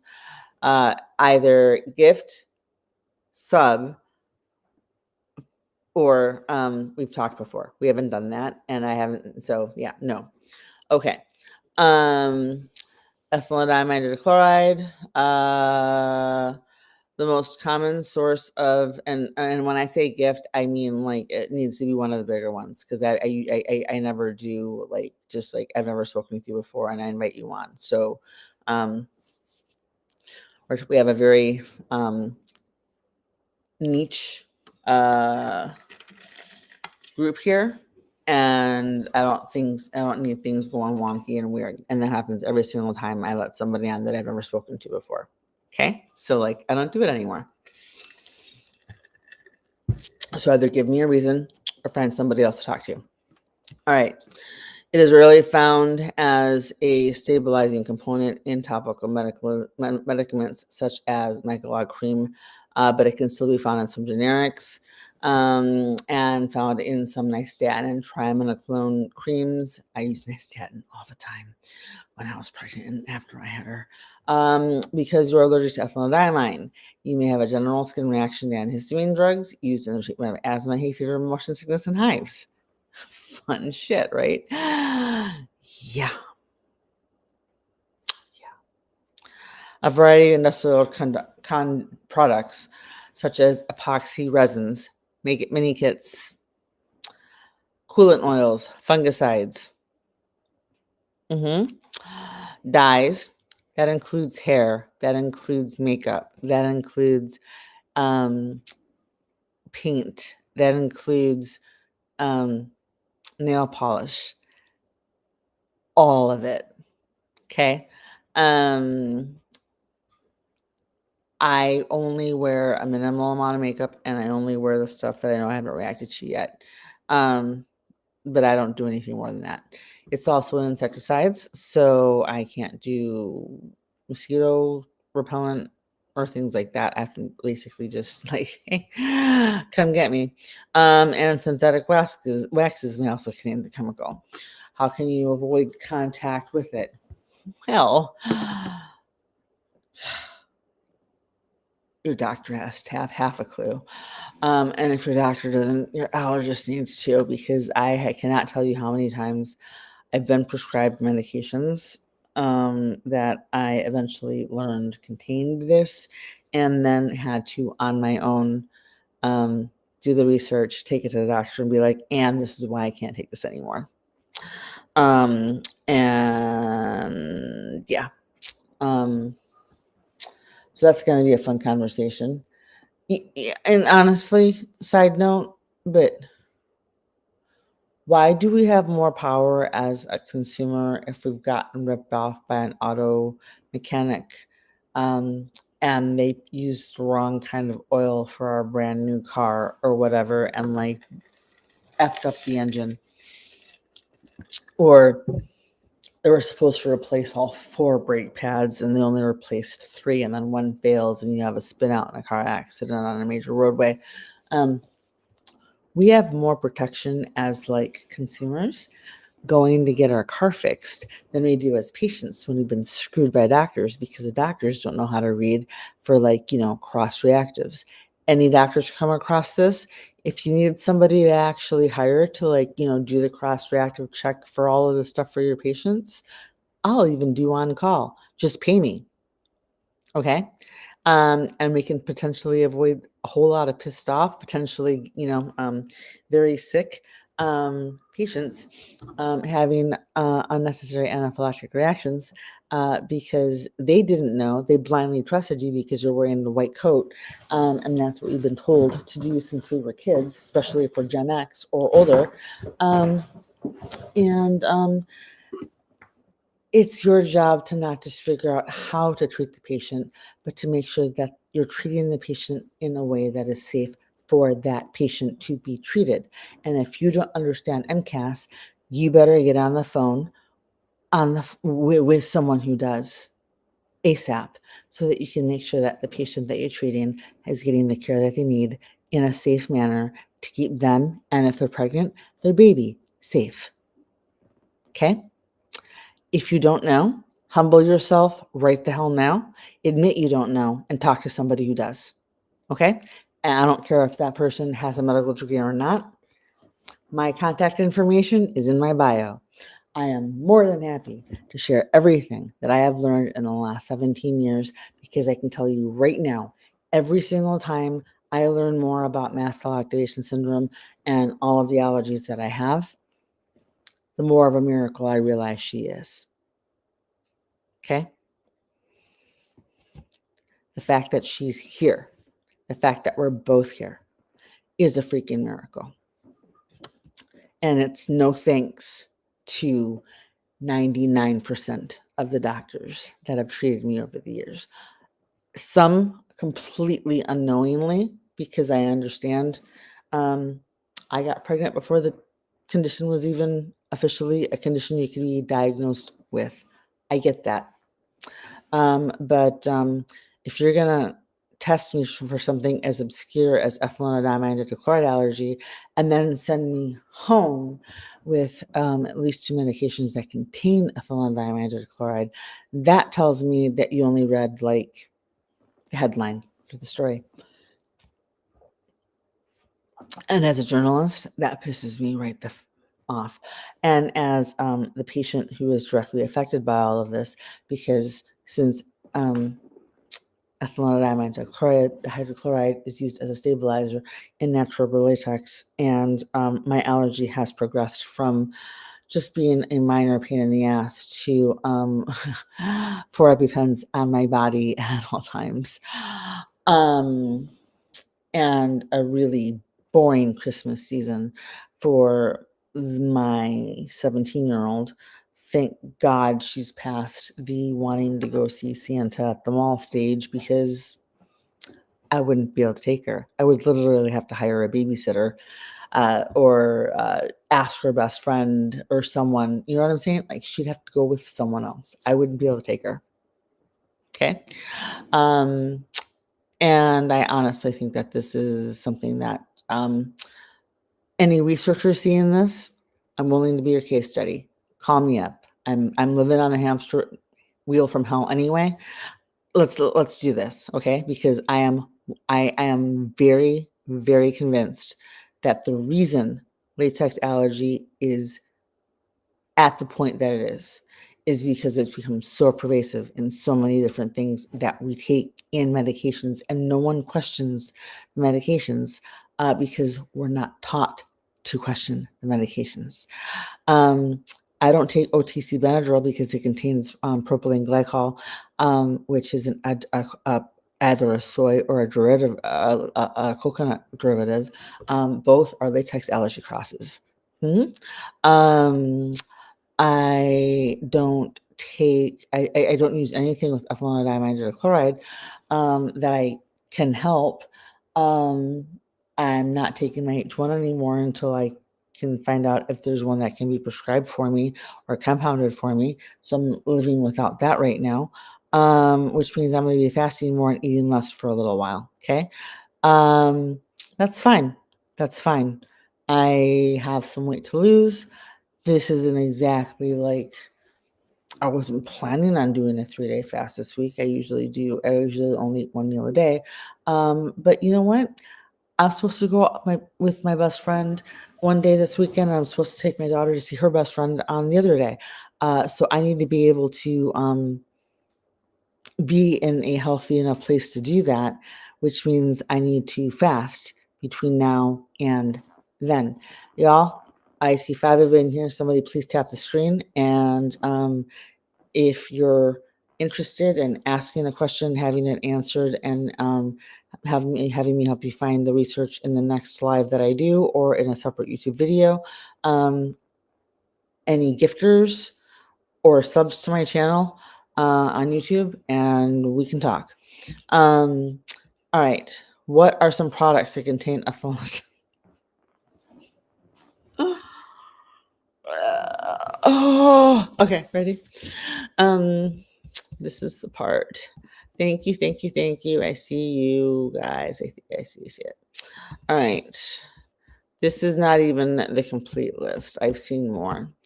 But 1 second. I need to go over here. All right. I made it to 25, right? Okay. Co-hosted 5 days ago.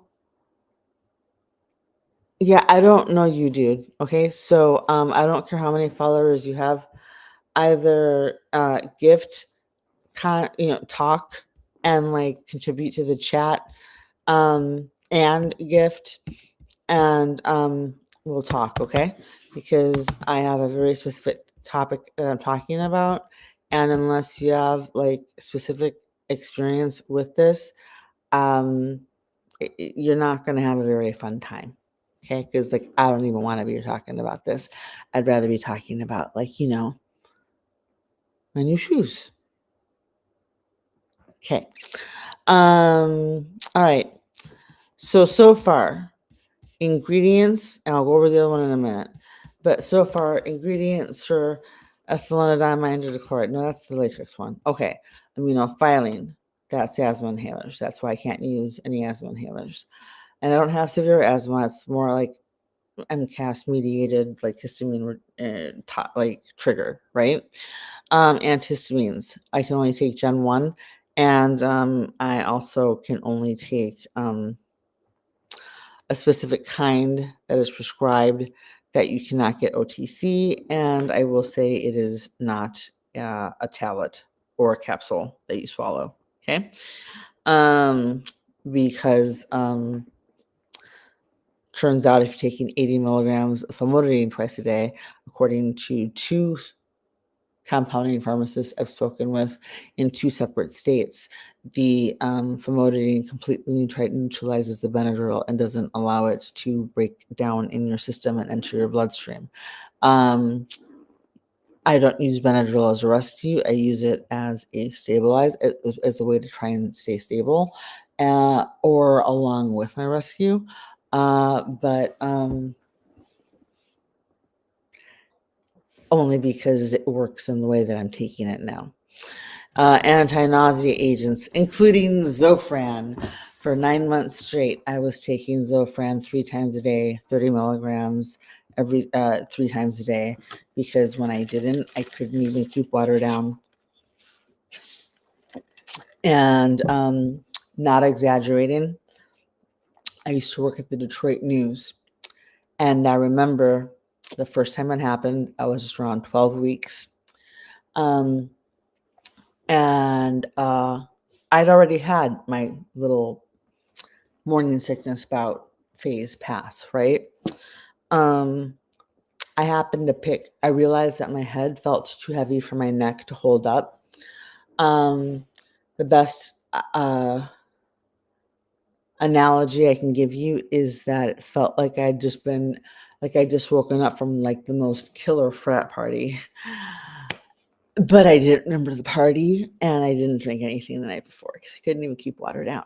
It'd been 48 hours. I called my OB's office, and it was the first time I remember getting medically gaslit, because I'm on the phone, literally holding my head like this because I can't, like, if I did this, I couldn't, right? Like, it was like some weird vertigo. I don't know.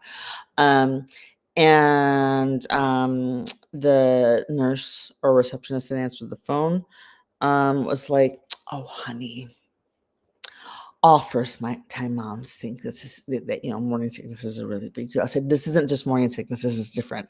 I had my morning sickness. This is not just that."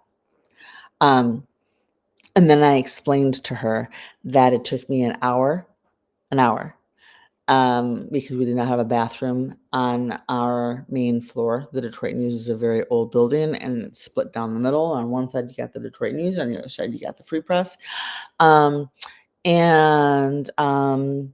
Really cool old building, but the bathrooms were on the floor below, right? And the stairs were closer to me than the elevator, and I was trying to draw the least amount of attention to myself as possible, because I knew something was wrong, but I didn't know what it was. And I'm autistic and ADHD, and I retreat and try to be like inconspicuous when I'm feeling not right, because it's just what I do, and I know it's just what I do. But anyway, I had to literally sit on my ass like a toddler going down the stairs because my legs were too short to like handle, and I couldn't, remember, when you were tiny, you can't really reach the railing, and so like you sit on your butt and you scoot down that's what I did, because it was, one set of stairs, landing, second set of stairs, come out the door, bathroom. I had to do that to get downstairs so that I wouldn't fall, or chance falling. And then I had to do the same coming upstairs. I had to do the same thing in reverse. And it took me an hour, almost an hour and a half to get back to my desk. It was during lunch hour though, so nobody noticed. And of course, I picked the one freaking time of the day that nobody else was walking up or down the stairs, because I'm pretty sure if somebody had seen me, I'd have been put in the back of a freaking ambulance and sent off to the hospital. Instead, I made it back to my desk. I called my doctor, my OB's office, and my doctor, or my OB's, the receptionist or the nurse says, I'll new moms feel like that. It's no big deal. I'm like, I can't keep water down. It's been 48 hours. I throw it up immediately. I'm talking to you right now with my head on my hand so that I look like I'm not, inebriated at work, because they hadn't announced that I was pregnant yet. I can't hold my head up with my neck. And she was like, oh, honey. And I was like, you know what? I'm done with you. So I hung up the phone and I called my sister. Well, first I called my husband and I said, I feel really sick. This is not just morning sickness. Something else is going on. I'm calling my sister and having her take me to an urgent care. And after work, you and my dad are going to have to figure out who's driving who and what to get my car from the parking lot. Okay. And yeah, I get to the urgent care / emergency room, and 4 bags of saline fluids. That's how dehydrated I was. Nurse practitioner was like, yeah, you have hyperemesis gravidarum. And I'm like, what the hell is that? And they're like, you know how morning sickness is only supposed to last the first 12 weeks? And I'm like, uh-huh. He's like, in not cutting any, not taking any shortcuts around the bush here. He looked at me and said, you're kind of screwed, because you have severe morning sickness, and it could last anywhere from 12 to 16 weeks all the way to full term. Here's the medication you need to take to basically stay pregnant. So friend. So for 9 months straight, or what, 7 months straight, 7.5 months, I took 90 milligrams of something that contains an allergen every single day that I didn't know was an allergen at the time. But would I do it again if I had to? Yes.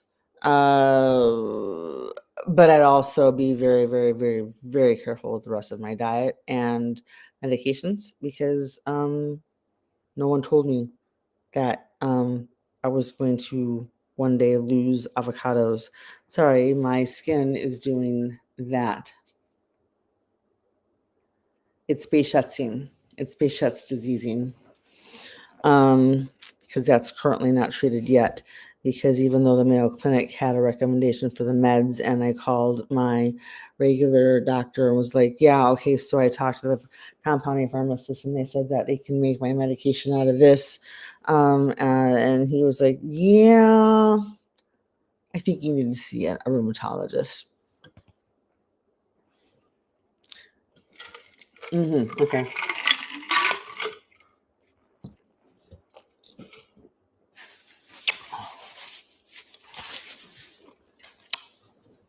Whatever you say, doc. All right. It is also in Ethyelendiamine. It's a solvent for albumin or casein, which explains why sausages with casein make me ill. Fungicides and insecticides, we talked about color lubricants, color developers, antifreeze solutions, electroplated solutions. I can only wear silver, sterling, stainless steel, and platinum. I have my original wedding set, which is white gold and yellow gold, put aside for my daughter for when she decides she wants it, whether or not she gets married. Antifreeze solutions, floor polish removers, Dog treats contain ethylenilamine tetrachloride.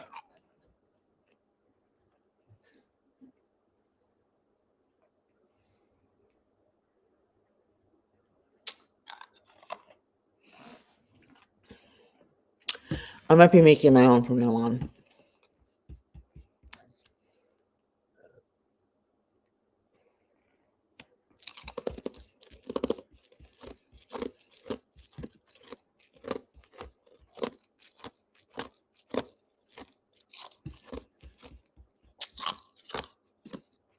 Chat.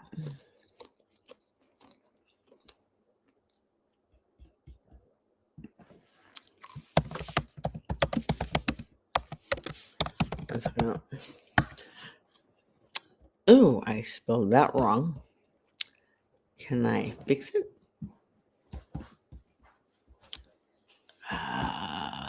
Hide. Okay. I'm going to spell that right again.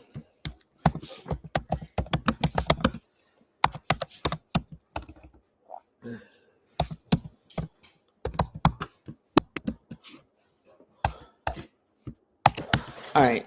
Going back to the list to finish up here. What else do I have listed? Animal feed supplements, neomycin, hydroxyzine, Atarax, 1-2 Ethyelendiamine dihydrochloride. No. 1-2 diaminoethane and dihydrochloride. 20 is chlorothamine, 21 is aminophylline, and 22 is triple-enamine. Things that I do not have listed on here.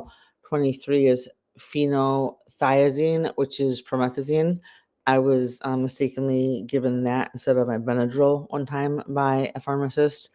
It literally felt like I was self-administering liquid fire into my body. And pyrazines, loratadine is a pyrazine. I've been taking that for 4 years. 4 or 5 years. Okay. Also, so let's see. So now we're going to see if we can get just a few of these here. 26.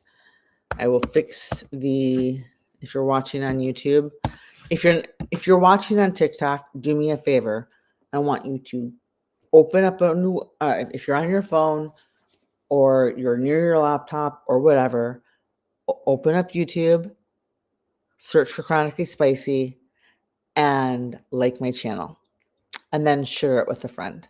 Okay? Share it on social media. Share something.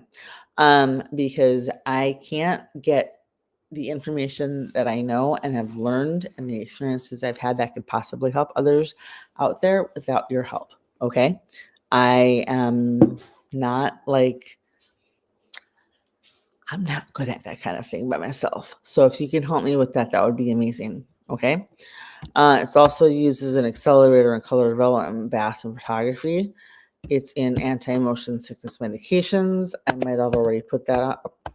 I'm biting the inside of my cheek because it's starting. Not a good sign.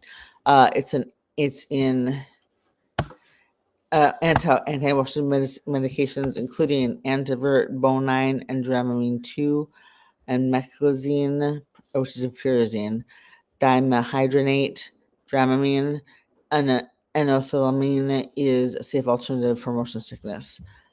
Amy, if you're still here, ask your doctors about an ethanolamine. It's supposed to be a safe alternative for motion sickness, but I don't know if that includes for pregnancy. So definitely talk to your doctor, okay? If you're still here. It's also an antipsychotics.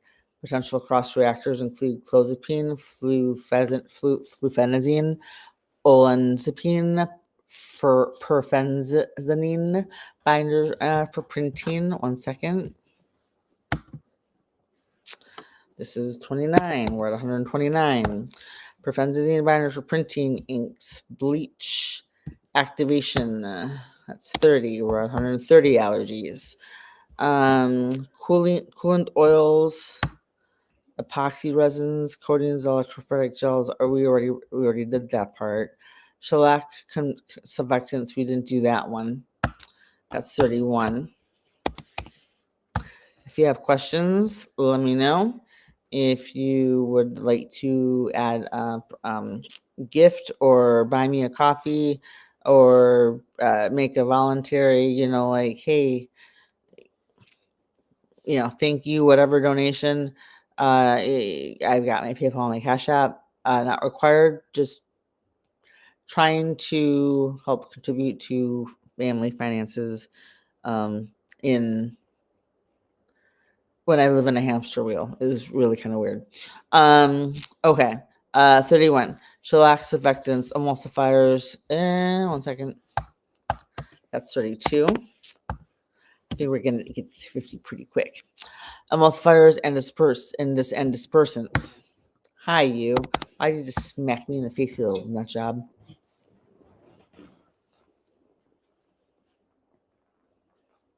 Is your face warm or is mine just really cold? No, my face is warm because look at my skin. Oh. Yeah. I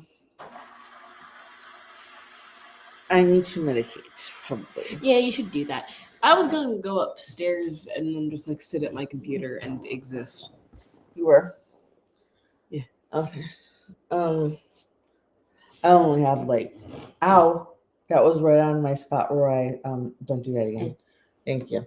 I only have about 20 minutes, so I can try and be in bed before Dad wakes up and is like, "You're up again." And Oh, so me going upstairs, deciding to go upstairs now is convenient because we can pretend to be responsible.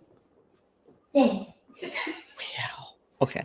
33. Textile dye assist compounds, topical medicaments is 34. Please dump some of the crickets into the. He's got some, yeah. I'll give him some. That'll be fast.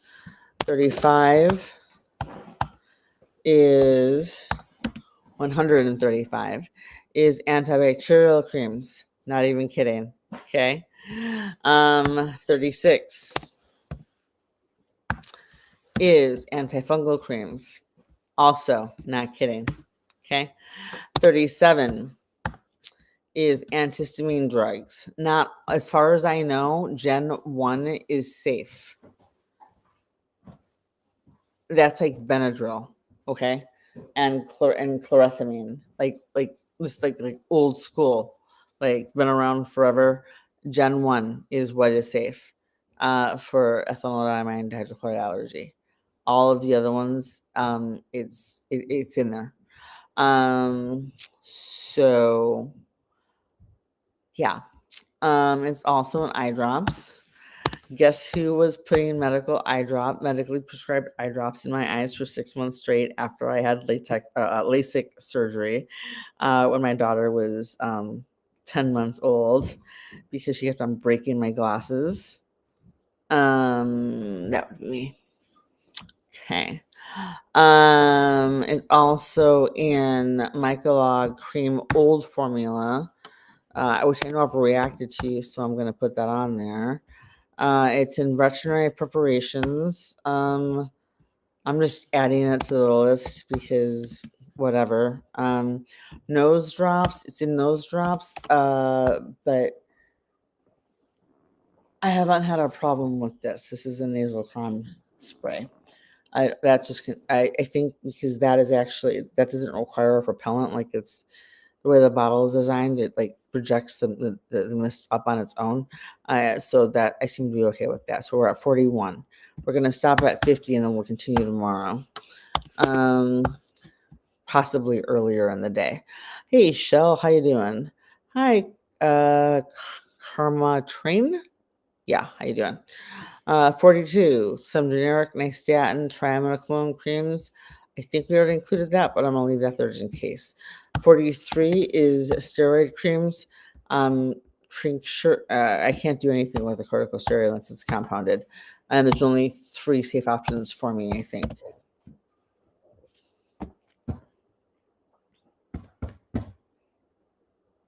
Such a pain in the ass. Okay. That's 44. Okay, yeah, my earbud just decided it was like, yeah, you know what? You've been talking long enough. But you can still hear me if the sound quality just dropped too much. I'm sorry, I don't have the cash to like buy better equipment right now.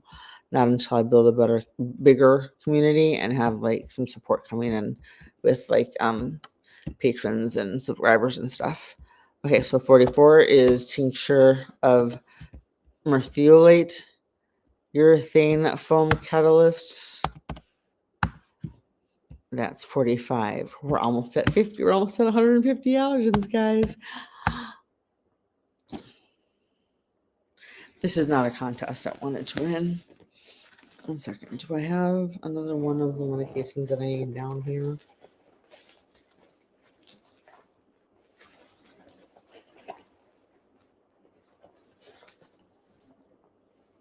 Possibly no.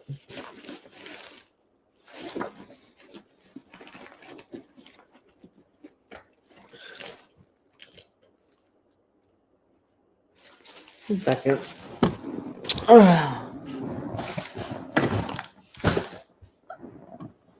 Sorry for like weird angles and stuffs. All right, we're gonna work. Tamaj, you're amazing. All right, 45. We're at 146 allergens, Tamaj. Fuel additives and corrosion inhibitors. That's 46. 47. Insecticides. I think we already included insecticides, so we're not going to count that one right now. 47 is going to be lubricants and waxes. That includes medical and the kind you buy for personal use. I'm not getting into any more detail on that, because if you need it, then you're not ready for the conversation. Okay. Plus, I need to be able to stay on social media. Yeah. If you're allergic to ethylendamine dihydrochloride and you have to get scoped in either direction, talk to your doctor, because not to be an alarmist, not to scare anybody, but there are very real consequences to taking or having this medication basically inserted into your body in any way, shape, or form. I'm currently looking for my medication. Sorry. Because my airway slammed shut during an upper endoscopy. I wasn't even under for 15 minutes. Okay. 40. So yeah, there's that. 48 is metal binding agents known. Nope. Metal binding agents known as chelators. The Neffy nasal spray contains a medication that I have a medication. The Neffy nasal spray contains a medication in the medication. It's a added ingredient, a filler that hi, sorry, I'm still here. That contains an added ingredient that is that is methylated. 1 minute. Where'd my water go? Oh, right in front of me. Okay. Off camera for 1 second.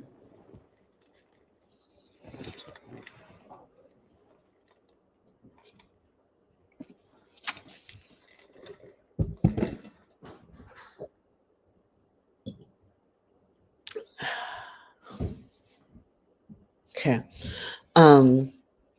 We're at 48. 148, and I still have to go through cobalt allergy. I still have to go through coconut allergy, and then I have to go through again to make sure, and then I have to go through the latex root syndrome list, and then I have to go through all of it, make sure I didn't double anything up. I'm guessing I'm going to be at shit. I was initially guessing 300. I'm thinking it's going to be closer to 4, because I when I get to the portion where I have to like include medications, I have to include everything, which means I have to cross-reference on TMS for a cure. I'm going to have to cross-reference on Ehlers-Danlos. I'm going to have to cross-reference on everything. NIH, drama, I'm gonna have to look it all up. Because wait till we get to the rest of this. This is okay. 48 metal binding agents known as chelators. This is why I can't take anything like iron. Almost all iron all iron is chelated. I actually sent my nurse practitioner who diagnosed me clinically with MCAS 2 years ago. I sent a message today and said, look, I'm not trying to cause problems because of the current shortage.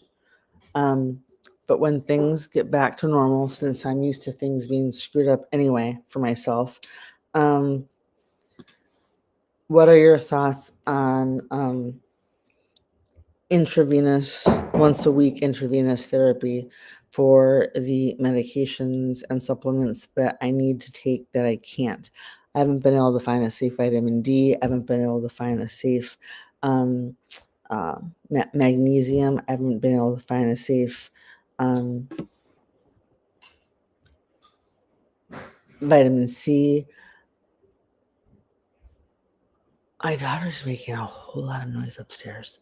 Girlfriend doesn't realize she walks like she's got heavy footsteps ever since she was a baby.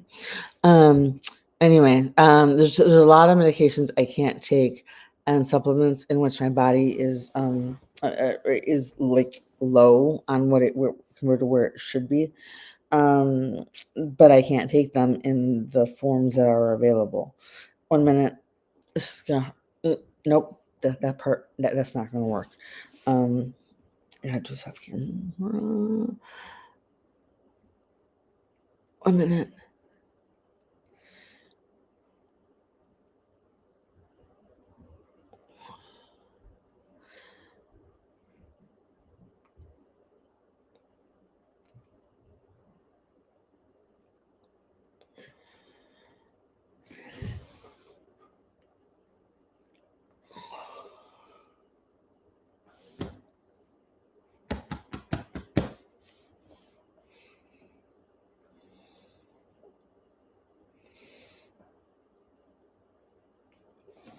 That was one. That was two. I'm gonna do one more administered the same way as the one that I just did was administered. If you know, you know. If you don't, you'll figure it out if you hang out more often enough. All right. But anyway, I'm waiting to see what she says. Because the doctor's like, you're anemic. And I'm like, yeah, I know. Guess what? Beef is high in histamine. And I can't take iron medication. I can't take any. All iron is like chelated. I'm like, I'm screwed. And they were like, oh, I don't know what to do. Oral, intravenous, or intramuscular medications also can contain ethyelendiamine dihydrochloride. So here's the problem. If I show up unconscious in the back of the wee-woo van and I don't have this list on me, everything that is first line is going to contain this medication. And I already know that I react to it not just with it isn't just activated by touching something that contains it. It happens to me when I ingest it or it's put into my body.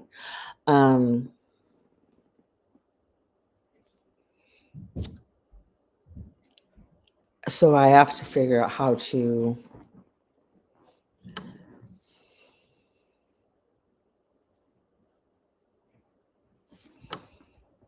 my husband told me one time that one of his worst fears is coming home from work one day and stopping in his tracks because my daughter is leaning over me unconscious on the floor crying because she hasn't been able to wake me up.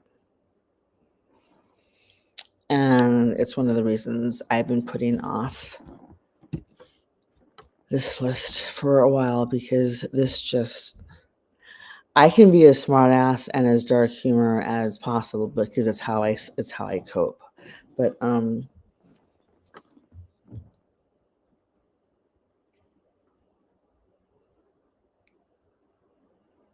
this is crazy. I have to, and then oral and then intravenous medications. See, latex. If the doc if medical staff don't know that you're latex allergic, you get in a lot of hospitals that are not latex allergy free. Think about it. There's a lot of hospitals with latex allergy free wards. That's for a reason. But if they don't know that you're allergic to latex, you get the regular stuff from catheter to IV and everything.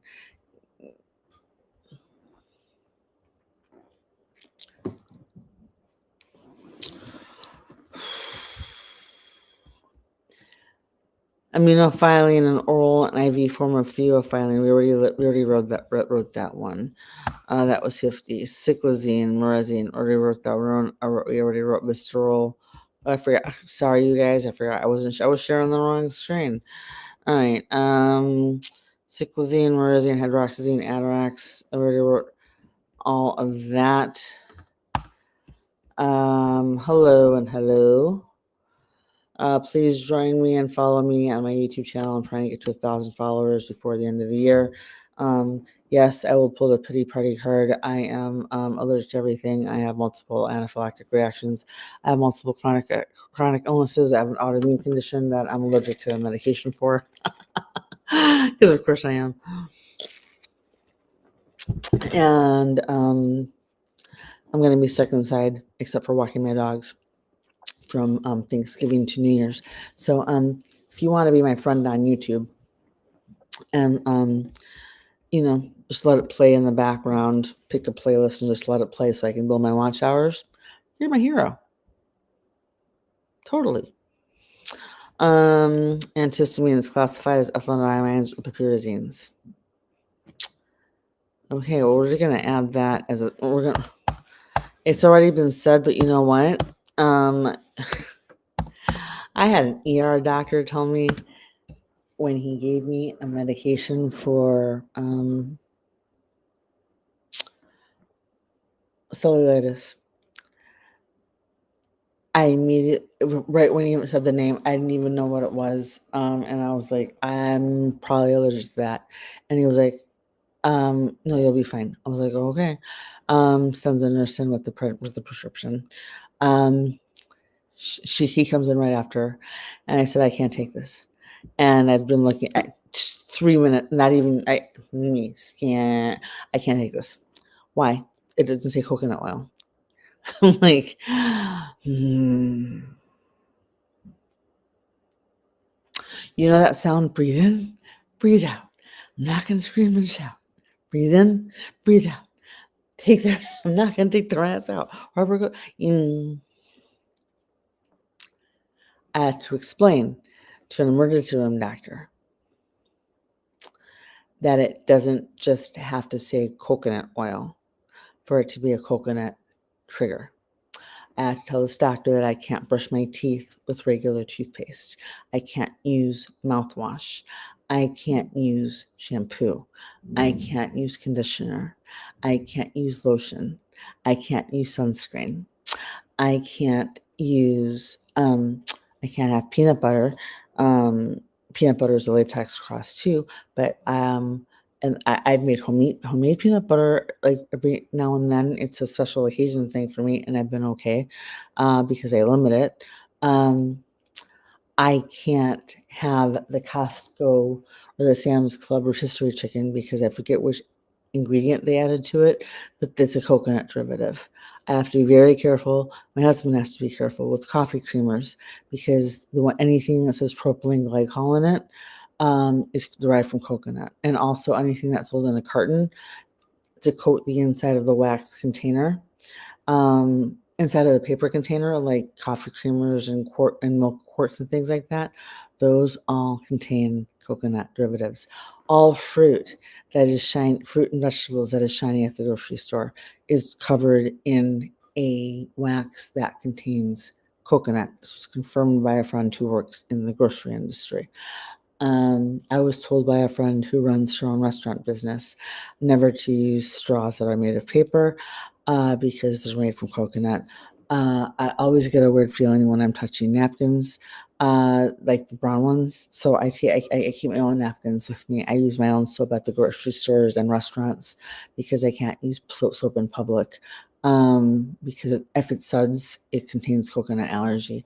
I did my daughter's hair tonight. I had to wear nitrile gloves while I was doing it, and I'm gonna have to put them on again tomorrow. I can't take OTC Benadryl because it contains ethylene. It contains propylene glycol. That's a coffee creamer.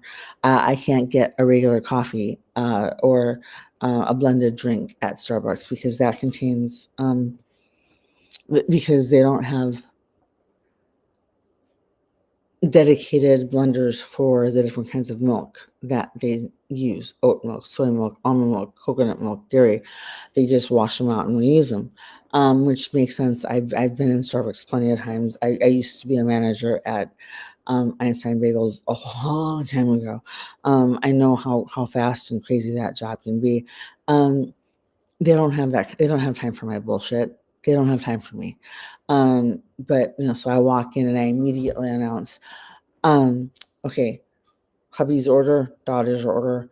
Hubby knows he can't kiss me until after he brushes his teeth with what's safe for me, and when we get home, and every single barista is going to pop up and say, we can't make you anything in the blenders, anything blended, because there might be cross contamination because coconut oil is porous and it actually gets into the material.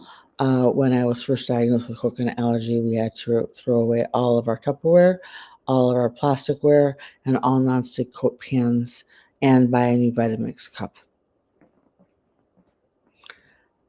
and top, and the stir top part. Yeah, it was very expensive. It was very expensive.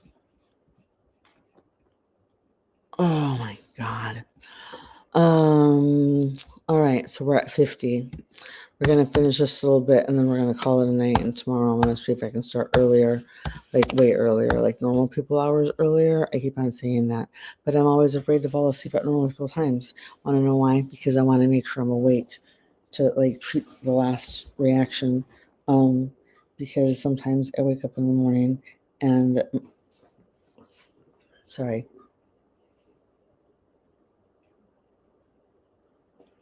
Trying to give myself my last medication, and my fibroskin is telling my MCAS that MCAS isn't in charge right now. A minute.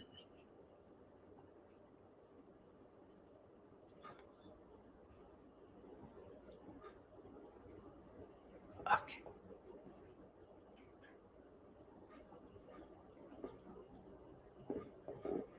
Okay. That was not comfortable. Oh my God. What a freaking nightmare. Okay, we are almost done with tonight. Because I have to do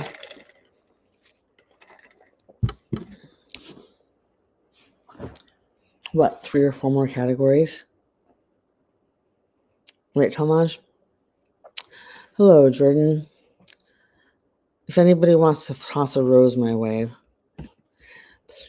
I don't care.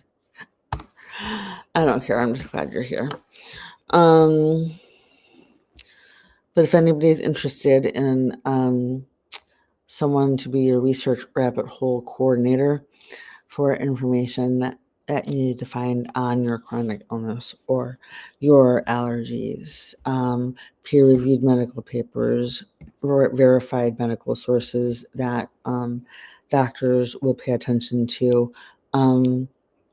I can't give medical advice, but I can help you find basically precedent, published medical precedent that you can take to your doctors. And if your doctor is willing to listen and look at that information, yeah, that's a good doctor. If your doctor tells you to no, you play nice, you smile like the good girl or the good patient that they think you are, and you're supposed to play the part because you can't know more than they do, because that threatens them and makes them unsure of whether or not they earned that degree on the wall.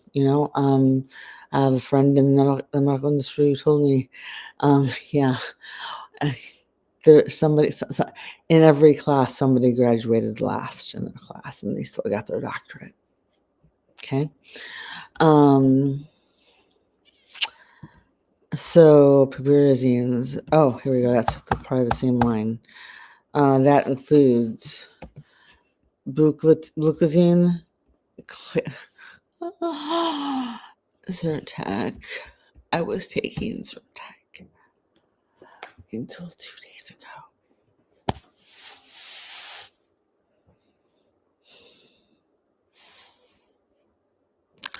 I was taking Zyrtec until 2 days ago.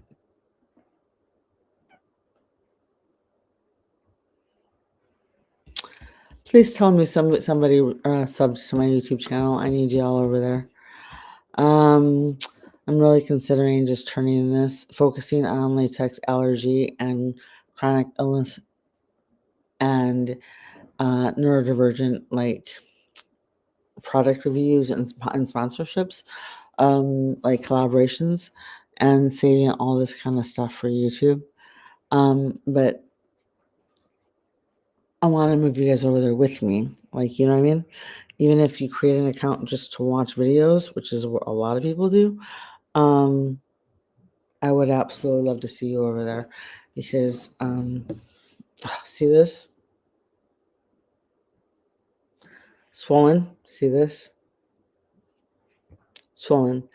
I'm not sure if that's base shots or arm casts. Right here. And there. And this.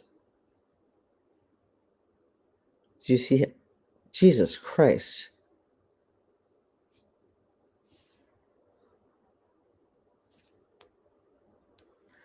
Uh-huh. That's my base shots. But no, the doctor says, people like you can't be helped. And what did you mean by that? No explanation. Okay, that's fine. Chlorocyclazine, Mantidil, profluoropyrazine, thiotoxine, levocetrazine, Zizal, promethazine, hydrochloride, HCl, Phenergan, Ethyelendiamine, PVZ, and trio. Okay, you know what? We're doing these individually. Because I'm not kidding.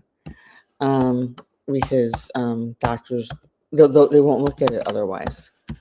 Too many words in one order and in one paragraph, and they like skim. 52 is cetirizine. 53 is Mantidil. 54 is prochlorpyrazine.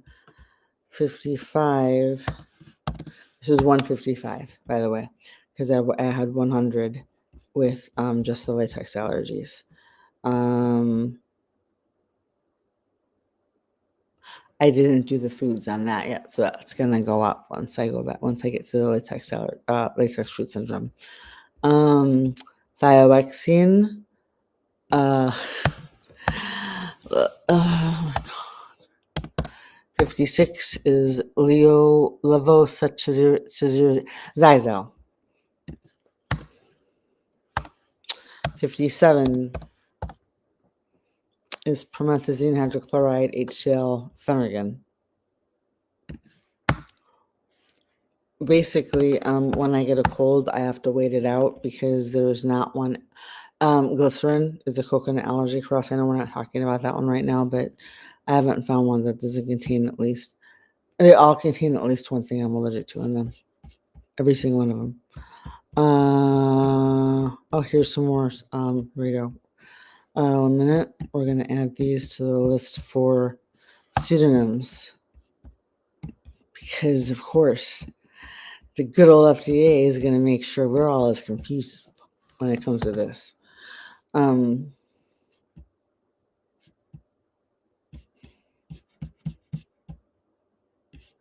1 minute. All right. 1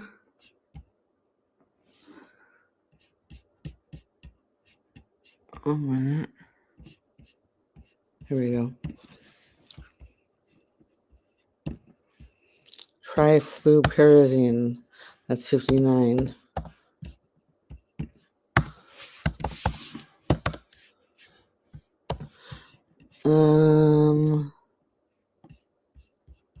Accelerator. Antipsychotics for potential cross-reacting. Okay, well, hopefully, nobody wants to be on that. Hopefully it never gets to that point. Right now I'm not feeling very human.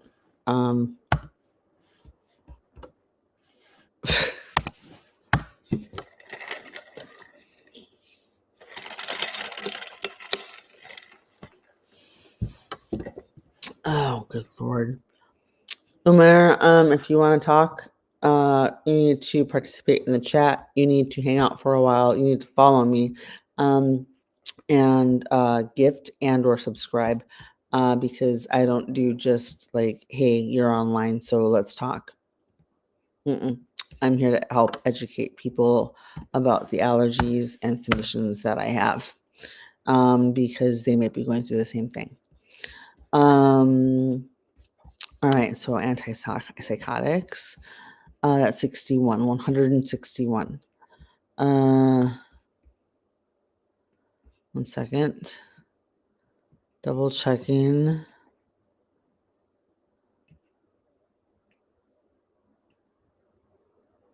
Okay, that entire list is good. So we're at 161 allergens right now, individual.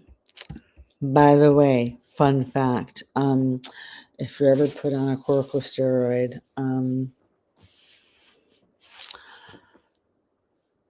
there's one called clocazine. I think it's called clocazine. Clocazine. I'm not sure. Either way, it's the one that was prescribed. Oh, I'm writing inside of my cheek because it's getting a little bit swollen. Look at that.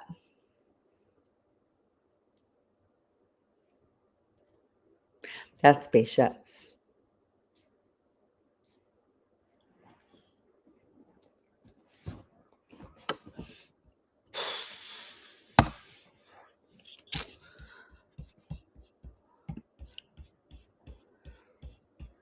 I'm going to ask my daughter's doctor if they can blood test for the exact marker that I had that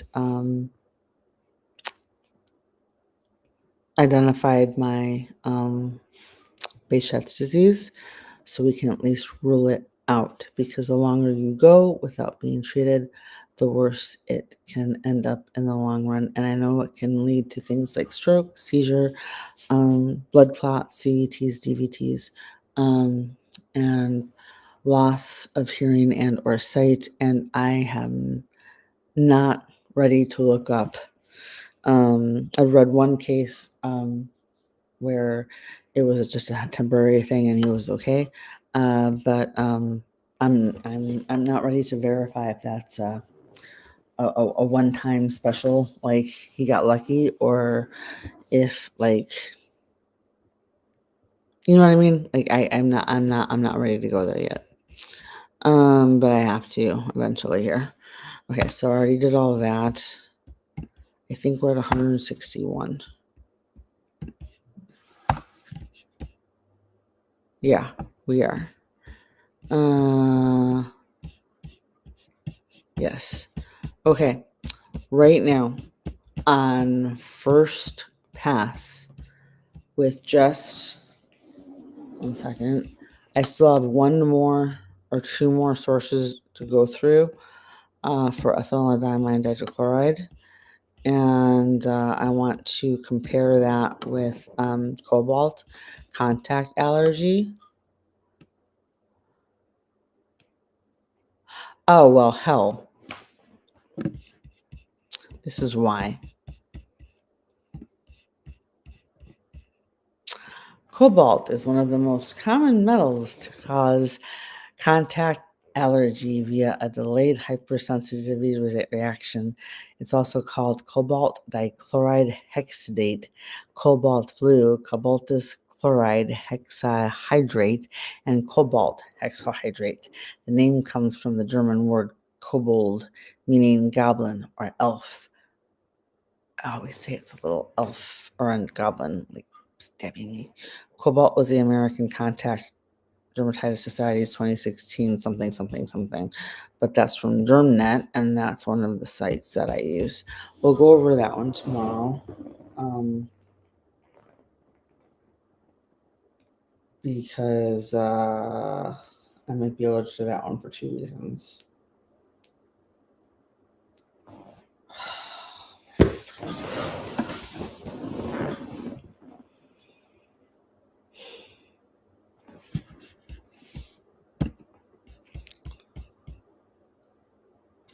You guys, please hop on over to YouTube and like, share, and subscribe, comment, anything. I am trying to get to 1,000 subscribers by the end of the year, and I want to feel semi-normal when it comes to, like, I don't care if all of my friends and contacts are online. I want to build community, and I want to be able to connect with people. And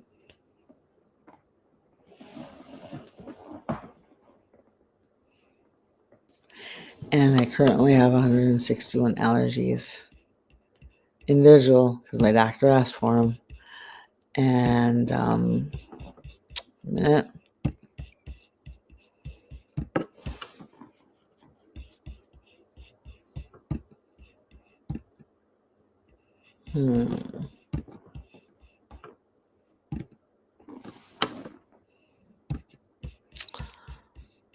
Stop sharing.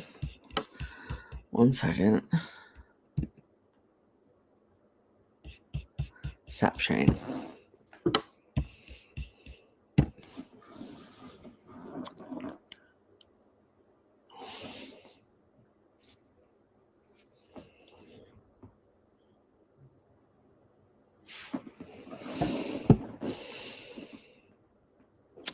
All right.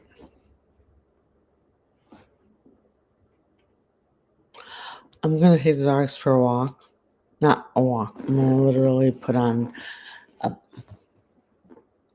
hoodie. I'm going to stand on the back patio. They're going to go potty. We're going to carry our crap and go upstairs. And my husband is going to very politely pretend that I'm not getting into bed right when he's getting out of bed to go to work.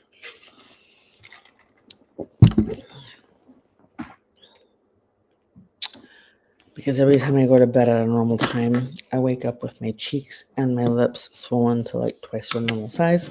And 1 minute, I dropped something that I have to pick up.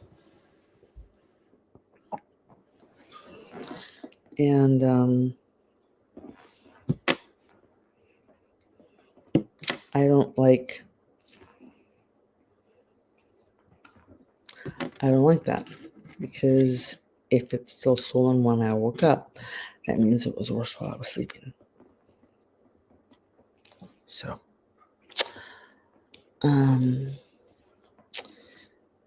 please get me to over 500 subscribers on YouTube. I want to start interviewing guests, doctors, other chronically ill patients who are willing to share their stories. And I also want to create a series that focuses on medical gaslighting, that I will hope to one day turn into a nonprofit if I can get enough momentum.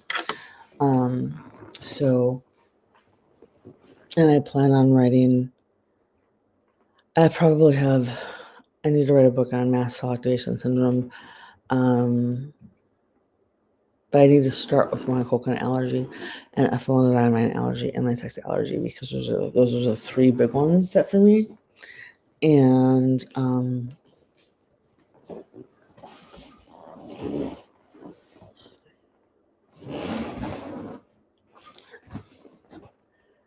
I find, and I have a few people following me with the same allergies, which is mind blowing because it's like really rare. But like I said, I personally think that it's actually the catalyst for latex allergy becoming what it was. Because think about it, there are communities and entire tribes and groups of people, native peoples all over the world, hell, Mexico for crying out loud, that have been eating the same foods, fruits, avocados, bananas, papaya, kiwi, the whole bit, for centuries without any problems at all. And people weren't like dropping because they didn't have an EpiPen because they, suddenly developed latex allergy. There are tribes who chew an actual rubber from the rubber tree as like their gum, right? In the Amazon forest. And they're not developing latex allergy. Think about that. And yet the asthmatic community is at risk for developing latex allergy because it contains ethyelendiamine dihydrochloride.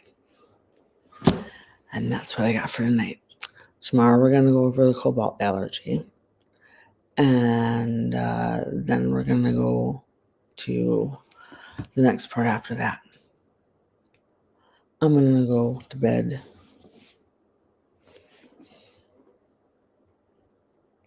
and try to wake up early enough to call the Mayo Clinic and see if, since I was a patient at the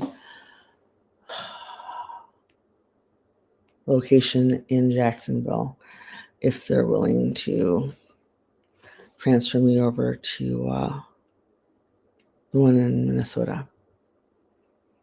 Because right now, it just needs to be done. Anyway, have a good night. Thanks for joining me. Tomorrow I'm going to set a timer and I'm just going to see how much I can get done in an hour on here because I want to go live with a couple other things too. And I need to have time to work with my kid on school tomorrow. So I have to wake up early enough. If I even sleep, my brain's just too. Anyway, stay safe, stay aware. If you have questions or any topics you want to bring up, but you don't want to bring up publicly, I always give priority to my Patreon supporters, and I can have individual private chats with Patreon supporters. The link is in my it's in my link tree, so you can check me out there, and we'll go from there. Okay. But I hope to see you soon. And thank you very, very much for hanging out with me. And basically body doubling me and making sure that I get this done. Yeah, thank you. Stay safe, and I'll catch you guys in the next one.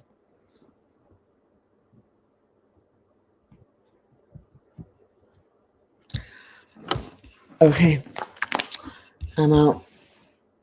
I'll see you later. Hopefully this is less depressing tomorrow. Stay safe.